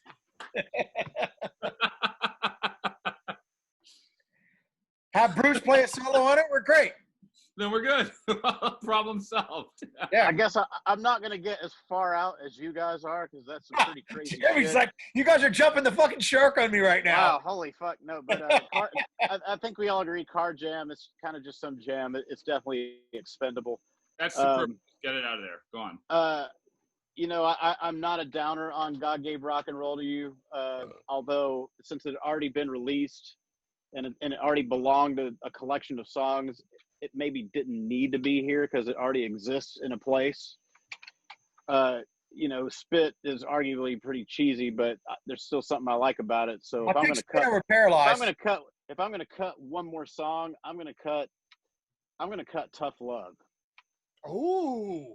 I like it, but if we got to cut one more, it's kind of going to be between that and Spit. And Spit has that Paul and Gene trade-off, and like I said, really, you're going to take that over Paralyzed? Yeah, I like Paralyzed. That's another good, kind of dark Gene-ish song. No, I get it. I like it. It fit into 1992. Like they were trying to be fucking tough and heavy, so that has a place here. I think it has more of a place than Tough Love does. I like it, but I wouldn't cut Tough Love, or I wouldn't cut Spit before Tough Love because I agree. Spit has a good Paul Gene trade-off, and I've maintained the whole time that you can't nitpick Kiss for cheesy lyrics. they're the one band that gets a fucking pass. So God gave rock and roll to you. Itself. Do we all agree? Do we all agree? God gave rock and roll to you, and every time I look, not every time, God gave rock and roll to you, and Car Jam right off the top. Yes. We all agree on those. My vote for the third song is I Just Wanna. My vote is I Just Wanna. Also, I Just Wanna is the one I would knock off. That's the one I would knock off too. Okay, that's all right. So 3-1, Jeremy. You and your glasses lose. You put your glasses on, and we don't agree with you anymore. What the heck? That's okay. You weren't going to agree with me anyway. You don't like Creatures of the Night, and I do. So you look too smart for us now. I didn't say I don't like it. I just don't like it as much as you like it. It's different. Paul, you're right. It's a great collection of B-side. It's like the strongest B-side record you've ever heard. Yes, yeah. Like when it comes on, and you had a mixtape and it came on, you'd be like, "Fuck yeah!" And if we were to if we want to get into picking one album or the other, that's a whole nother story. And I might still pick it more than. And we're gonna do that in a second. Yeah. So. Okay. Okay. First of all, hold on. I accidentally deleted or closed out some shit. Okay. Got to open this back up. Creatures of the Night, and open back up Revenge, Kiss. Bam. All right. So before we get into that, I'm going to get into the Twitter poll. Creatures of the Night got 73.2% of the vote. Revenge got 26.8% of the vote. That was obviously before I threw in the swerve that we were cutting songs to even them up. That's not going to change. I don't think that makes a difference at all. I don't think anybody is not picking Revenge because of no one's going. It's a great record, but I hate those two songs, so I don't think it's changing anything. But Chad, let's start with you. Which one do you take? I'm going to say I think the drum tone on Creatures is way better, and it's a little more nostalgic for me. But I got to go with Revenge. I got to be honest. I got to go with Revenge. Okay. Jeremy. Well, I'm going to take off my glasses so you guys take me serious. Here, I'm even going to take out my ponytail. So, no. I'm going to pull down my greasy hair I haven't washed in about 4 days, and I can't see very well. But this is actually very, very, very tough. Because I listen to both albums about the same amount. Right, I like both. I do agree with Paul that the guitar, man, there's something weird about the guitars on Creatures. The drums are kind of what saves the album. Material-wise, that was a great comeback, but I don't know, man. I still might have to go with Revenge, man. It might be the producer, like Bob Ezrin did a great job. The arrangements are super good. So can I say one more thing, just Jeremy, to back you up on this about what you're saying? Yeah. It sounded like Kiss at that time too. Like, yeah, that's what they sounded like live. If you saw that tour, those four guys, that's what it sounded like in a room. I think maybe Ezrin caught that better than did James Michael? Who did the? Yeah, James Michael Jackson. Yeah, Michael James Jackson. Michael James Jackson. Yeah. Okay. Actually, I thought I was going to come into this interview and pick Creatures, but after we dissected both albums, I think I'm walking away saying Revenge. Actually, before we do move forward, so when we did the first Kiss Drunken Summit in May, Jerry Finn from the Killer Dwarfs was on the show, and he said, because the Dwarfs were recording at the same time that Kiss was recording Revenge, he said that the drums on Revenge are not actually Eric Singer, they're actually electronic drums. That's not true. That's Hot in the Shade. Well, I know, but he says, look, we were there, we saw that. And like Trunk was on there, he's like, dude, what the fuck are you talking about? And I think Jerry's timeline may be off. Well, it's either that or they're recording demos and they were just doing. Wait, so the drums on Hot in the Shade were programmed? Oh yeah. No, they're not. That's not true. What? Hot in the Shade? Oh, Hot in the Shade is totally electric drums. Oh yeah. Revenge is not. No. That's Singer playing for sure. But yeah. Were the drums on Hot in the Shade programmed? Yeah. Eric didn't play them. Not most of them, no. Not even an electronic drum kit? No, they're programmed. Wow. Well, Izzy, that record they were demos. Fucking Like, lose they on were this just deal. demos. Yeah. And then they just kind of mixed the demos, and that's what became the album. Right. Forever is Real Drums. It's not the whole album, but Forever is Real Drums. Yeah.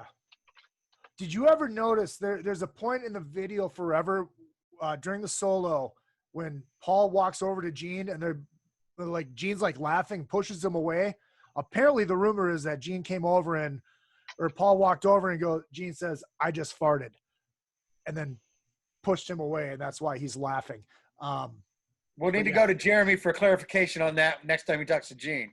Exactly. That could have totally happened. That sounds like that sounds totally fucking Gene. Paul, which one do you take? I am, for the most part, I'm not a fan of non-makeup Kiss. I love makeup Kiss. I am not a fan of non-makeup Kiss. I feel like for the most part, it could all be represented by a greatest hits album, and I will be perfectly content. Wow. That said, Revenge is head and shoulders above every other non-makeup Kiss album as far as I'm concerned. Agreed. Totally. I think it sounds fantastic from top to bottom. I think it's a solid record. I like it a lot. I am picking Creatures of the Night because I appreciate the tone of what they were doing. Wow. I would rather rather have Kiss turn left and go dark, take the Elder to the next level in some ways, like do it as a Kiss record instead of as a concept album. I appreciate the effort, even if it didn't always connect, more than I appreciate a bunch of strip club songs. So I'm going to go with Creatures of the Night. I appreciate commend you for that. All right, I'm putting my headphones on because I have to reach for something, and this is my turn. And I have to play this. I have to play this clip, and I have to remember to put it into the video when I put the video together. Yeah, but whose side is he on? What are you talking about? Whose side is he on? What are you talking about? All right, so I think these are two amazing records. I think the nostalgia of the makeup and the mind frame of people that think only makeup Kiss is better is the reason that everybody thinks that it's a walkaway landslide with Creatures of the Night. After listening to these songs today, I listened to Creatures twice. I listened to Revenge once in the middle. I think, like I stated before, that the Creatures songs, especially the Paul songs, sounded like they could be on any fucking Kiss record in the 80s. That was the direction they were headed, for sure, 100%. Except Crazy Nights and obviously Hot in the Shade, which came out in 1990.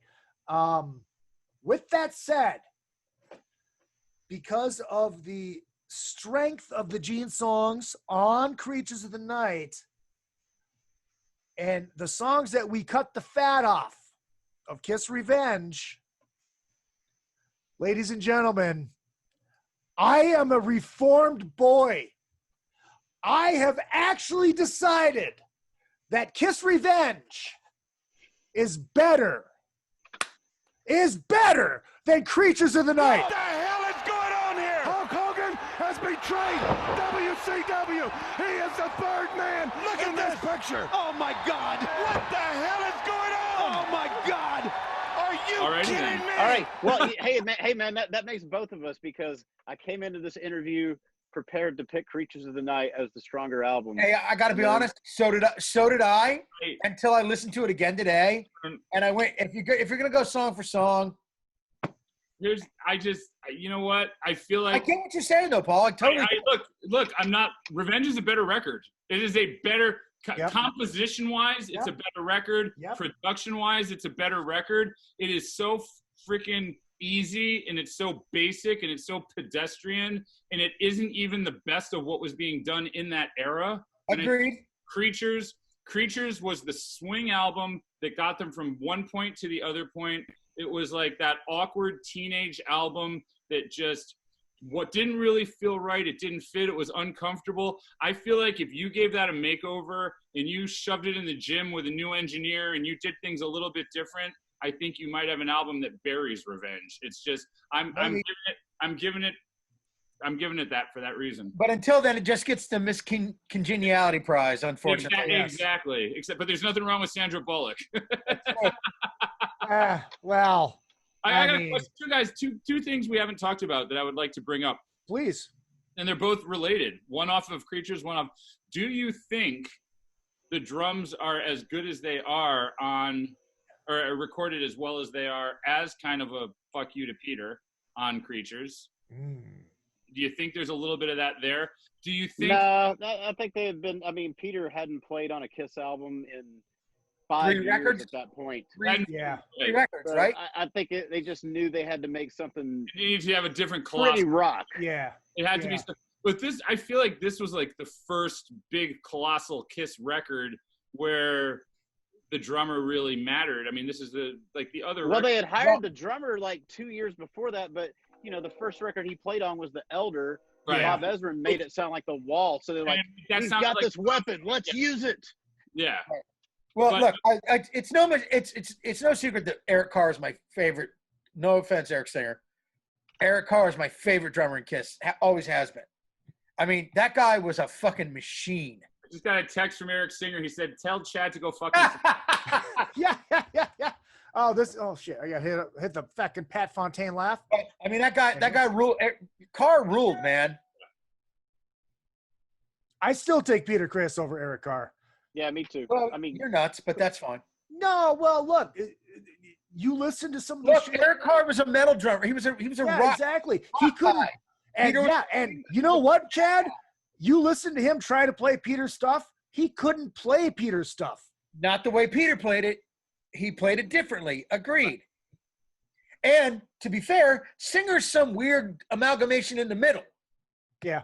It's kind of like when Stuart Copeland steps in and tries to play drums for any other band. Right. It doesn't sound the same. Yeah. I mean, period. It just doesn't sound the same. Or like when Bobby Blotzer tries to play anything but Rat. When Bobby Blotzer tries to play anything. No, Bob's great in Rat. No, that's what I thought you were going to say. I was like, my other question is, do we think God Gave Rock and Roll to You was included on this album basically as a screw you to the soundtrack so people won't buy the soundtrack for the Kiss song? No, I think it was a fucking Hail Mary is what I think it was. Yeah, I think it was included because people got a taste of it on the soundtrack and like, oh, hell, I can get this on the brand new Kiss record too. Yeah, it was a safety net. I do think there's something to what Paul's saying. 100%. Knowing how buy Paul the and Gene soundtrack. think. Yeah. Absolutely. Now you don't have to go buy the soundtrack. Now you could get it on our record. Right. And, like master ownership. Yeah, man. It was probably money motivated. Yeah. And safety net. It's a familiar song at that point. Right. It was like, if none of this works, we've at least got that on there. Right. Yeah, because people can be looking through the Kiss records going, God, what song is that fucking God Gave Rock and Roll to You on? Oh, Dude. it's on this is what this is on. I'm gonna buy this. But like we said, it was the first time they'd gone dark out of the gate. Right. In over a decade. Yeah. I remember. Hold on. I remember I was living in Park Meadows apartment complex in Waite Park, Minnesota. My buddy Shannon, that I worked with at the car wash, was over. We were going fishing the next day, and we were watching the Headbangers Ball, and fucking Unholy came on, and he's like, dude, this looks like fucking Slayer. This is awesome. It was just that vibe. And Bruce's solo just had this fucking eerie fucking part of it. Bruce played great on that record. Yeah, he did. Yeah, he did. Even the lyrics, though, like the lyrics to Unholy, it was just, Gene that was like, I mean, obviously, Gene with makeup, different story, but in all the non-makeup, I feel like Gene was always like he never really fit in that whatever style Kiss were going in because Gene's not a pretty boy. Okay, let's also think completely changed his image. He was just long black leather trench coat. He just came out as like fucking hair, the like fucking demon without makeup on it. Right, yeah. It's like, holy shit, this works. And that was like right. That's the first time you see Gene Simmons being Gene Simmons again. Yeah, right. It wasn't like he looked like fucking Liz Taylor before that. Going, what's wrong with this? Yeah. Look, if you remember through the 80s, how many of his 80s songs did they play live? I don't think any of them. They did the one off Animalize. Burn Bitch Burn? Yeah. Or they didn't do that a lot. No. So they were doing Young and Wasted for a while. Oh yeah, okay. But Eric Carr was singing. Fits like a glove. Fits like a glove. Oh, fits like a glove. Thank you. Actually, and while we're talking about it, Lick It Up is a pretty strong Gene album. Also, there's some good Gene shit on that record. Also, but yeah, Fits Like a Glove. That's really good Gene. We did that one for a while too. I would just like to point out that I turned the lights on. I look better in the dark.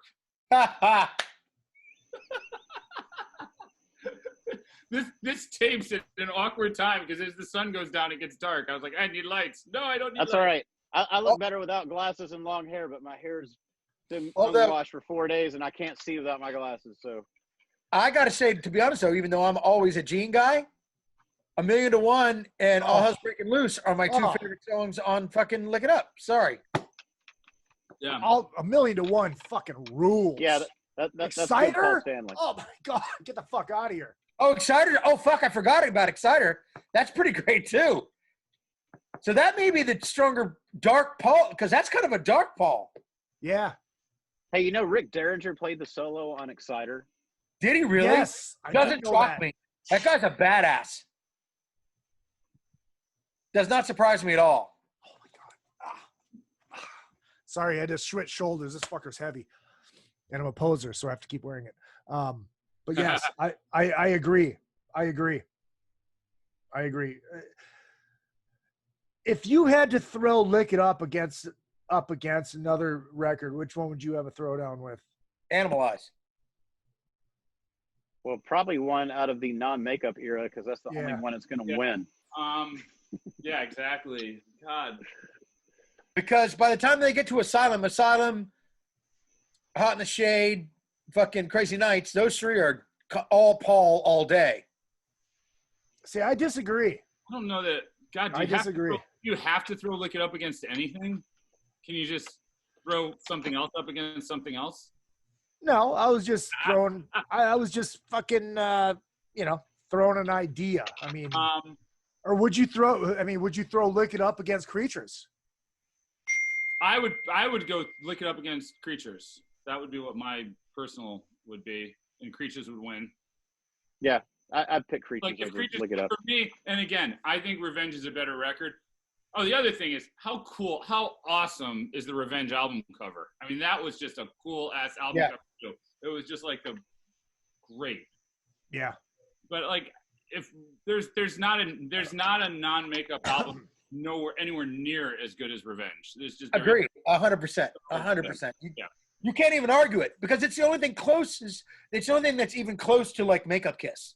Yeah, honestly, Izzy is the only person that I've ever argued this with because he thinks Asylum is better. Yeah, but I do. Asylum was my first. He's also sitting with a fake wrestling belt over his shoulder. So what? Right. So we're arguing against that guy. So there is that.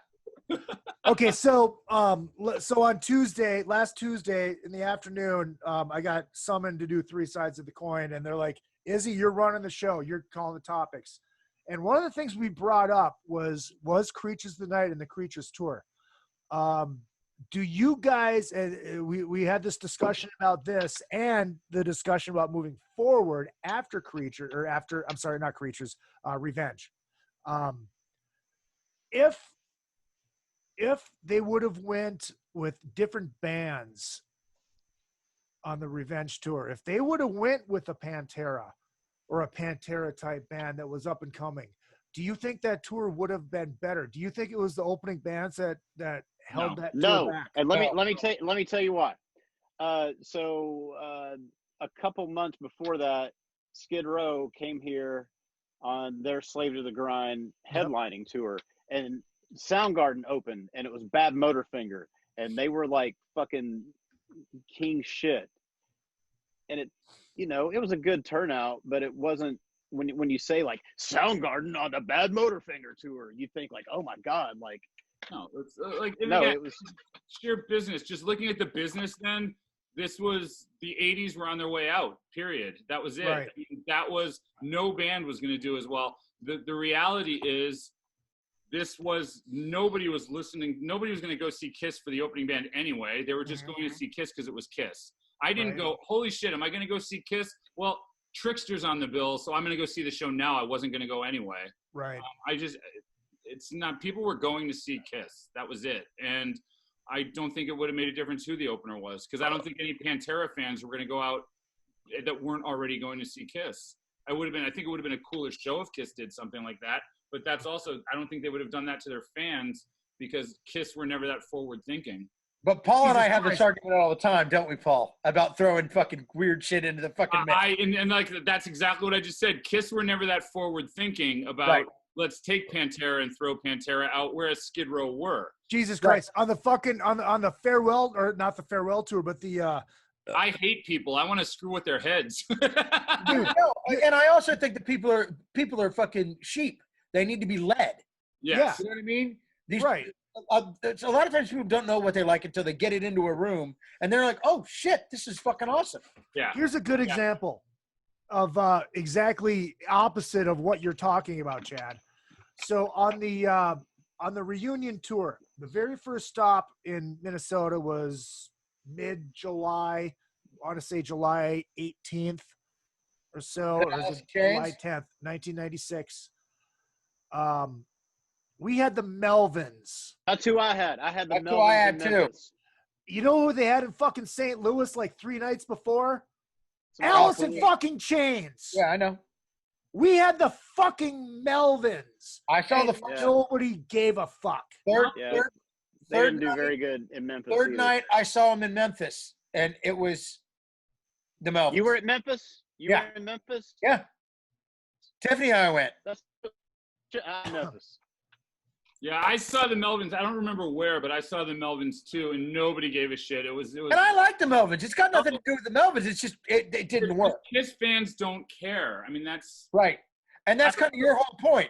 I remember saying to Gene after the show at Dodger Stadium, the Halloween show, when Smashing Pumpkins opened. Yeah, I remember making the comment to Gene. I actually made the comment in Metal Edge, and then Gene made a comment to me the next time he saw me, and he goes, "You missed it. You missed the whole point of having Smashing. The whole point of having Smashing Pumpkins on was that it was Halloween."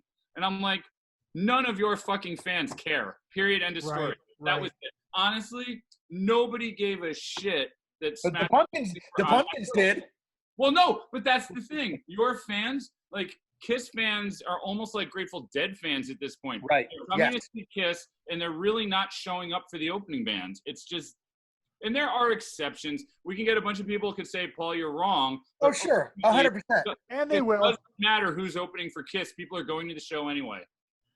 Okay, going back to the chat, Joel's Revenge 2020 edition is, "I just want a domino spit, Heart of Chrome, Paralyzed. Side 2, Unholy, Take It Off, Thou Shalt Not.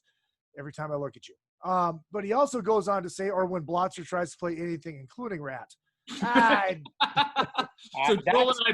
Joel and I both thought that's where Chad was going. That's not fair. Jeffro Lee Roth says Rick Derringer fucking rules. Yes, not arguing that at all. Then Joel comes on to say Unmasked is like Taco Bell, Hot in the Shade is like Walmart frozen burritos. But he also goes on to say this is actually a very important point. If you get on the road with a band, Walmart frozen burritos actually are decent every once in a while. So Hey, look, the morning saving grace. You fucking kidding me? Exactly. But he also goes on to say Revenge was released in May of 1992. Nevermind was released September of 91. The tide was already starting to turn. Yes. 100%. And that's what Paul said. Right. You could put Nirvana on that. It wouldn't have fucking mattered. You could have put anybody on it. It wasn't matter. It wasn't going to matter. Yeah, that was. Man, does anybody besides me think that the whole tide was before Nirvana because like absolutely. Alice in yes. Chains were like Alice in Chains really kicking ass before that. Alice in Chains were already opening for Poison at that point. Yeah.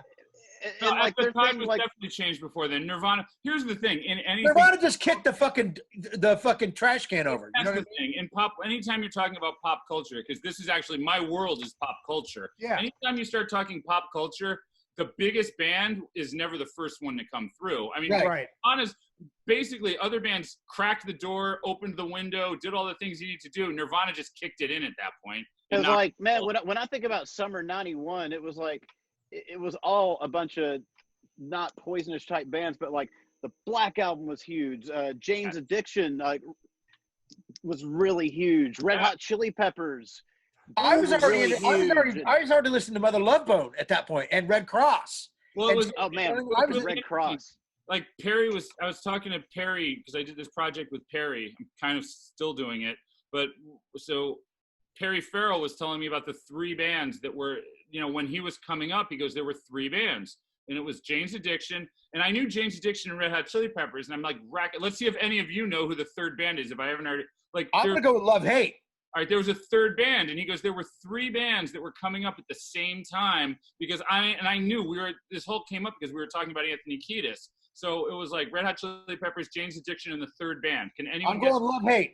Love Hate. Fishbone. Guns N' Roses was the 3rd band. That was going to be my other guess. It's interesting because at that point the tide turned and Guns N' Roses had just kind of kicked all the other bands out of the way at that point. They just went, you know what? We came in late enough where we're not sucked in with you guys. We could do our own thing. I was going Love Hate because Love Hate was kind of more going their Love Hate was kind of going their direction. It was going kind of more Jane's, that whole vibe. Yep. So I'm gonna say this on record. The only Jane's Addiction song I like is the Mountain Song. It's the only one. I'm pretty much with you. I'm not a big fan. I would disagree with that. Yeah, I'm a big fan of that band. They were like that band, Soundgarden. That first Pearl Jam record, they pretty much lost me after that. But that first Pearl Jam record, quite frankly, when most of the guys were metalheads, I was a big fan of a lot of that stuff from that era that wasn't just metal. And so it was tough. I mean, that was a really awkward time for me because all the bands I loved were getting pushed to the side, but I also liked all the stuff that all the bands I loved hated because it was pushing them to the side. I'm not a huge Pearl Jam guy, but Animal is fucking. I do like that one. Yeah. I wasn't a big fan, and then a friend of mine made me go see them on the Versus tour, and I backed off. I thought, that was a good show. Yeah. They were a good band. They brought it. Hey, when it's good, it's good. You got to fucking. They're good. Whether it's, I kind of felt the same way. I lost interest completely in Red Hot Chili Peppers when Navarro joined them. I thought except for that one song, it was a fucking shit sandwich. The final nail in the coffin for that band for me was Dave Navarro, and at Red Hot when they played Coachella, I was so mad at one of the people we went with that like I stayed and watched Red Hot Chili Peppers just to further punish myself, and I actually because like she was going to the dance tent and it was like Rika's best friend they were going to the dance tent and I'm like, I'm staying with a friend of ours. He's like, we'll just smoke and watch Red Hot Chili Peppers. And I'm like, I hate the Chili Peppers. And then all of a sudden though, maybe it was because I was smoking and I don't smoke, I got the Chili Peppers. And maybe it was because Dave Navarro wasn't in the band anymore and it just made more sense with Frusciante. But it always makes more sense for Frusciante. Everything makes more sense with Frusciante. But it's like certain things are just good and you have to appreciate them for being good. And that's right. Kind of like 100%. Yeah. That's how I feel. You don't feel that way? No, I do. I don't. I do. And also, here's the other thing about Jane's Addiction. Let's not make Jane's Addiction out to be more than they really are. Jane's Addiction are essentially a moment in time. They didn't put out enough records to be anything more than that. And it's actually a quite brilliant strategy. To milk that one horse this long, yeah. Seriously, like if Gene Simmons had thought of this, do you think we would have had every song in the 80s? I mean, every album in the 80s? Like they literally just break up, do a side project, come back to a reunion. Break up again, go do a side project, come back to a reunion. They've only got 3 records that really matter as far as like Jane's Addiction go. And that's it. And like it's pretty remarkable. I can never get into them. I can never get into fucking Pearl Jam. There's a couple songs on that first record, and why we're talking about this on a fucking Kiss podcast, I have no idea. Because we're talking about opening bands have made Kiss Yes. bigger. Oh, that's right. That's right. It does Okay. not matter. If you had Jane's Addiction opening for Kiss, it would not have mattered. They Right. would have only done what they And did. we did have Alice in Chains opening for Kiss, and that did not matter. Well, but it was a fucking At that point, reunion it didn't tour, so matter. it wouldn't have mattered. Yeah, it's like the four of us could have opened. Well, that's not even fair because I could have opened on a solo project and it wouldn't have mattered. Let me put it that way. Right. I'm the only one who's not a musician. The other topic that came up is what if Kiss, when they went forward with Carnival of Souls, when they started writing and started recording. No, let's just wait. stop right there. Just wait. If instead of going the direction that they did, They had made Gary Cherone the singer. yes, absolutely. Wow. No, what if, I mean, this is all what ifs. We're going there. What if they would have went more down the unholy vein? Wouldn't matter. Wouldn't have mattered. You don't think so? Wouldn't matter. At that point, they were a heritage band. At that point, I mean, Revenge didn't sell, so Yeah, that's a good point, man. Unholy is. That's a good point. Revenge was great. We just decided that. Yeah, that's a good point. And that's the one thing about doing three sides is they're also blind. Well, look, yeah, that- it that would have is been a a- lot better. They are. You know, And I they- love those guys for the record. Did you beat my record? I think I have the record. I think I was 2.5 hours was my podcast with them. Not tonight. Maybe the last one we did. No, the last one, the when I did three sides, it was I think I was like 2 hours and 20 minutes. It was insane. And I think I went an hour of it without taking a breath. Like Yeah, but that's why we love you. That's why we love you. Joel says I'll take Hot in the Shade over Carnival, and I think we can all agree with that. Oh, I would do that for sure. I would do that. Yeah, just for Hide Your Heart, I'll take it. Right. Yeah. Well, look, I think the three singles off of Hot in the Shade were great. Oh, by the way, do it. here's the other problem. Hot in the Shade, to this day, I hate that album cover. Yeah. Oh, that fucking pyramid. Like the worst. Like what? Like as cool as Revenge was, that was like the opposite. That was 180. It was 180. It was 180 yeah. degrees on suck. It was like Right. awesome suck. That was like, oh. But it did make for a cool stage show. No, it didn't. Yes, it did. No, it didn't. It was fucking corny. When that fucking mouth opened up, It was okay. I thought it was bad. okay. Plus, It wasn't- plus, like I said, It wasn't as good as the Statue of Liberty. There's so many Kiss shirts I wish I had instead of the Hot in the That Shade. one? energy one. Of course, this shirt I still have, but I lost my Rush shirts. Like, what? How is this to make sense? Yeah. I mean, I'll trade you one of my Kiss shirts for that fucking Hot in the Shade shirt just so I can have that again because I lost it. You want the Action Sex one? I've got that one. Do you? You want the pink one? Oh yeah. All of a sudden it becomes I'll wear that shit. Now it becomes a Kiss swap meet. Now we're just gonna start hawking shit on the internet. Gene's gonna call in and be selling Right. stuff. What the fuck are you guys doing? That's fucking If you guys are hysterical. trading, I get 10% of the value. Oh, so funny. I have a whole box of the shirts left over from the Crazy Nights tour. The Gene Simmons shirts. There was Paul Stanley shirts as well. Paul Stanley's outsold mine, so I have a lot of mine right now. But I want to outsell Paul Stanley, so I'm going to sell these right now for $14.99, including shipping and handling. You can get them right now at kissonline.com. No, it'd be $14.99 and then $12.99 shipping and handling. That's a good point. That's how they do it. $28.99 shipping and handling. Exactly. At GeneSimmons.com.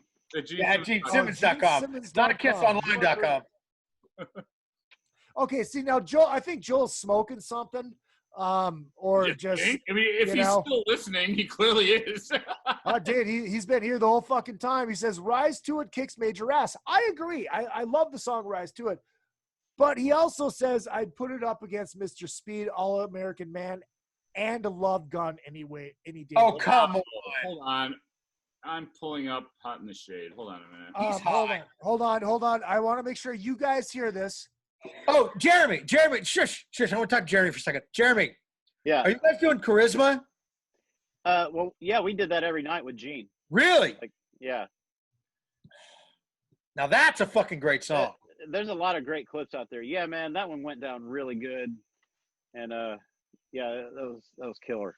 I mean, that's like, and if you want to go, that's in the height of that's Gene trying to go be Gene in the middle of all being. That was my second favorite Dynasty song. Yeah, 100%. Really? I will give him this. I will give Joel this. Like, looking at this now, looking at, like, arguably one of the worst records in the Kiss catalog, Rise to It. Hot in the Shade? Right, yes. Rise to It is one of the best songs on the record. However, it better be. It's the lead song. This is a horrible record. I mean, yeah, it is. I mean, this is just like this would have been a good EP.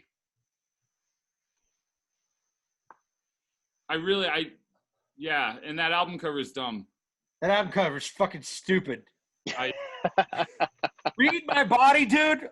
Fucking for real. Yeah, Read My Body's Oh, terrible. God. Read My Body's. Hold on, I gotta pull it up. Right, let's put the X and Sex would have been one of the best songs on this record. Yes, I would have taken that over this any day. Silver Spoon. Yeah, but in its defense, let's put the X and Sex rules.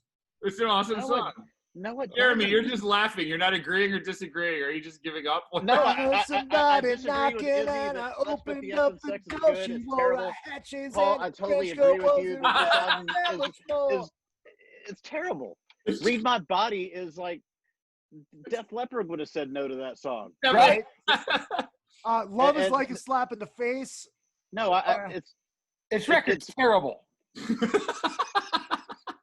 Forever's you're a good song. Forever's a Rise great to song. Rise to It's okay.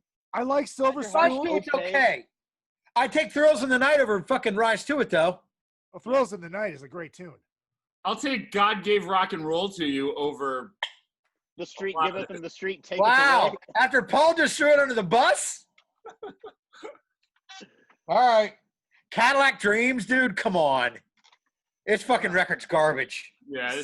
Look, I like Silver Spoon. I like King of Hearts. Really? You like Silver Spoon? I like the TV show Silver Spoons, and maybe I wasn't born with a silver spoon. I like You Love Me to Hate You.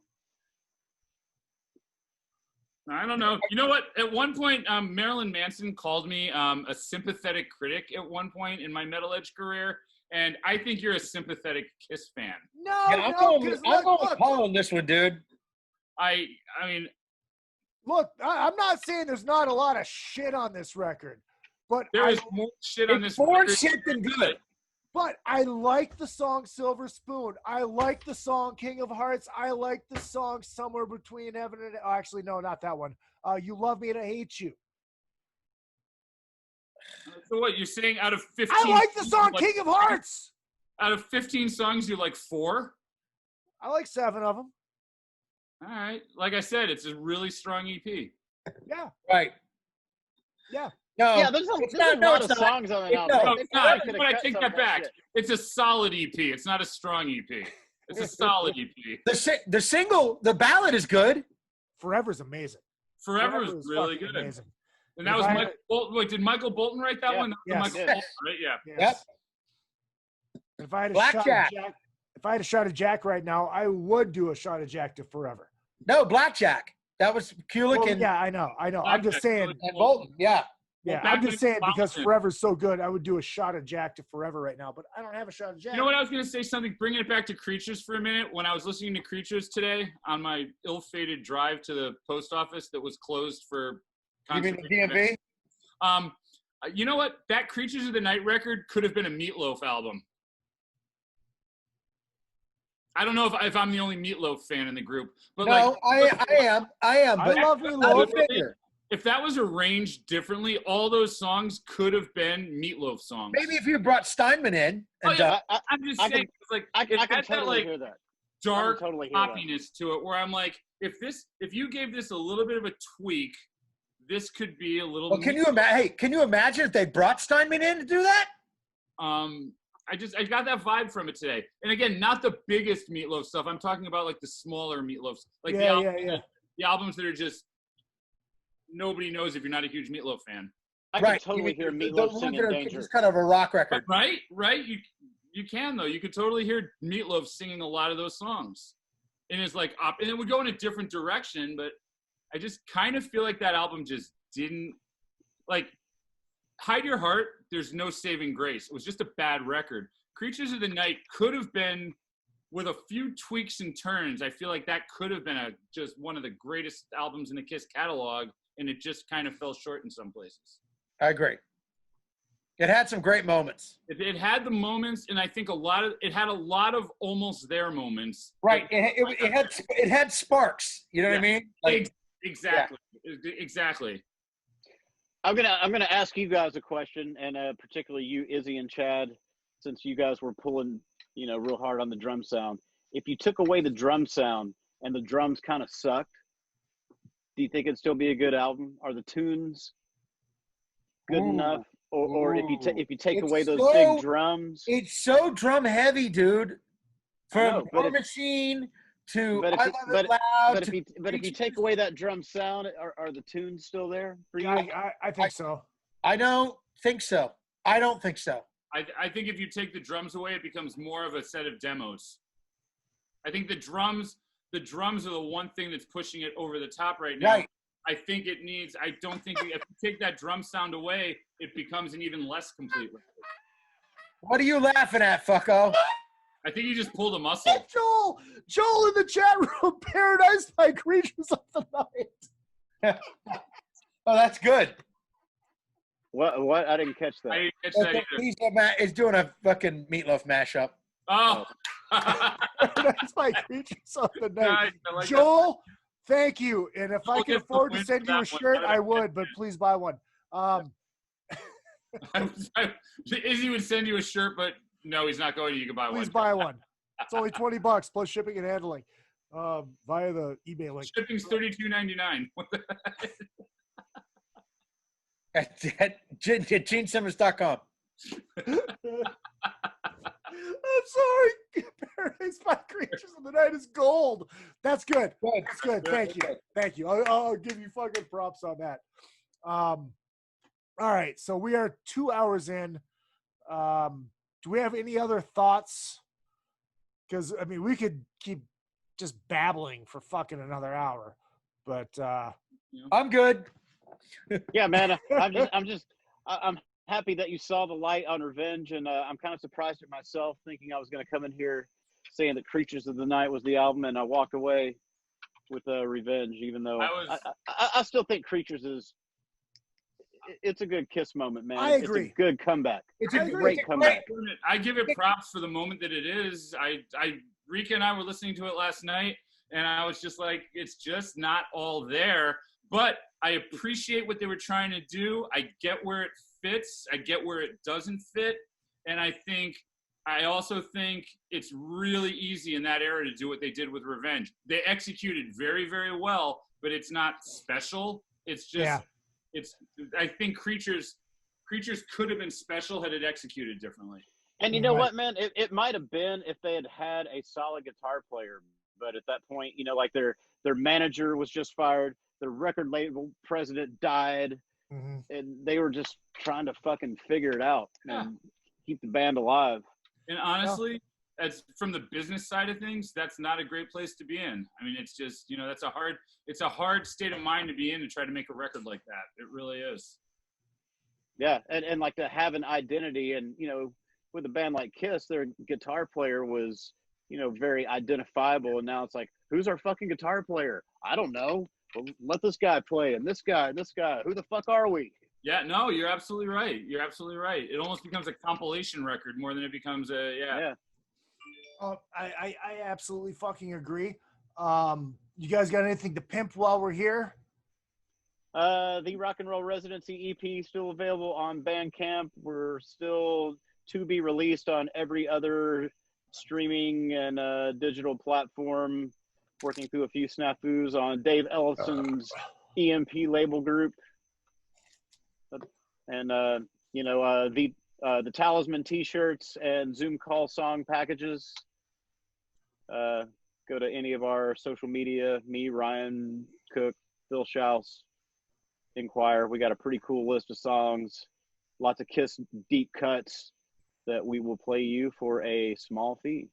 Nice. And obviously the Ace shows did not happen.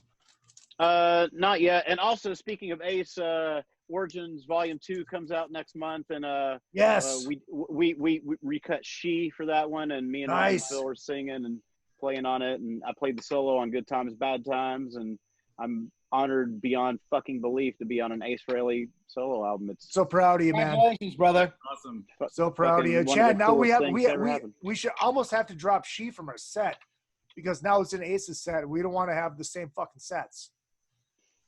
Whatever. Yeah. Torpedo Girl goes back in then. Chad, what do you want to pimp other than the new MotoChrist greatest hits record? Yes, it's fucking great. With the and that's vinyl. That's vinyl. Where does someone get? Where would someone like me, who has that's only half of my wall of vinyl, where would someone like me go to get that MotoChrist vinyl? You would go to MotoChrist.net to get that record, or GeneSimmons.com, or GeneSimmons.com. It also has, as you can see, me as as baby Jesus. This is the cover record done by international artists covering MotoChrist songs. Oh wow! Lost Virgins. Nice. Chad, I'm gonna say this. And I forgot what I was going to say. Oh, yeah, I was going to say this. Fucking that cover, Tender as fucking Jesus, is one of the funniest things ever. And I put this post out on Instagram, side by side of the new Bill and Ted and Tender, side by side. And if you don't think they look almost exactly alike, and if you watch that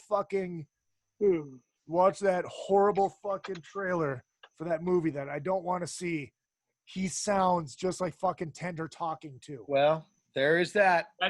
Is there, instead of plugging something, can I talk about how bad that stupid movie looks? Yes. Like, you need a third version of that movie? Seriously? Like I read an interview today, a New York Times interview with Alex and Keanu, and honestly, I can't imagine the movie's gonna be even worse than the interview was. I'm just like, I don't get it. Wow. Yeah. It's wow. Bad. That's all right. I'll watch it when it comes on Netflix or something. I'll watch it when I don't have to leave my couch and it's free. And it looks so bad. I don't even want to do that. I would rather just watch fucking Scrubs over and over and over. Wow. Just You're going to Scrubs. All right. Let me hit the Black Diamond outro music. Chad Stewart, Jeremy Asbrock, Paul Gargano. Thank you guys. You guys are always welcome when we're talking or not talking about Kiss. It doesn't fucking matter. You just fucking pop in anytime you want. This link is always the same. Make sure you hit up all the social media at Real Izzy Presley all the way across the board. Twitter, Instagram, and Facebook. And, of course, the show page is another at the podcast. And, yes, buy these. The eBay link is in the description. I am going to use the proceeds of this to do the fucking publicity stunt of the century to get Kevin Smith to cast me in his brand new movie, Twilight of the Mallrats. And I'll fill you two other guys in after we get off the air on what I'm doing.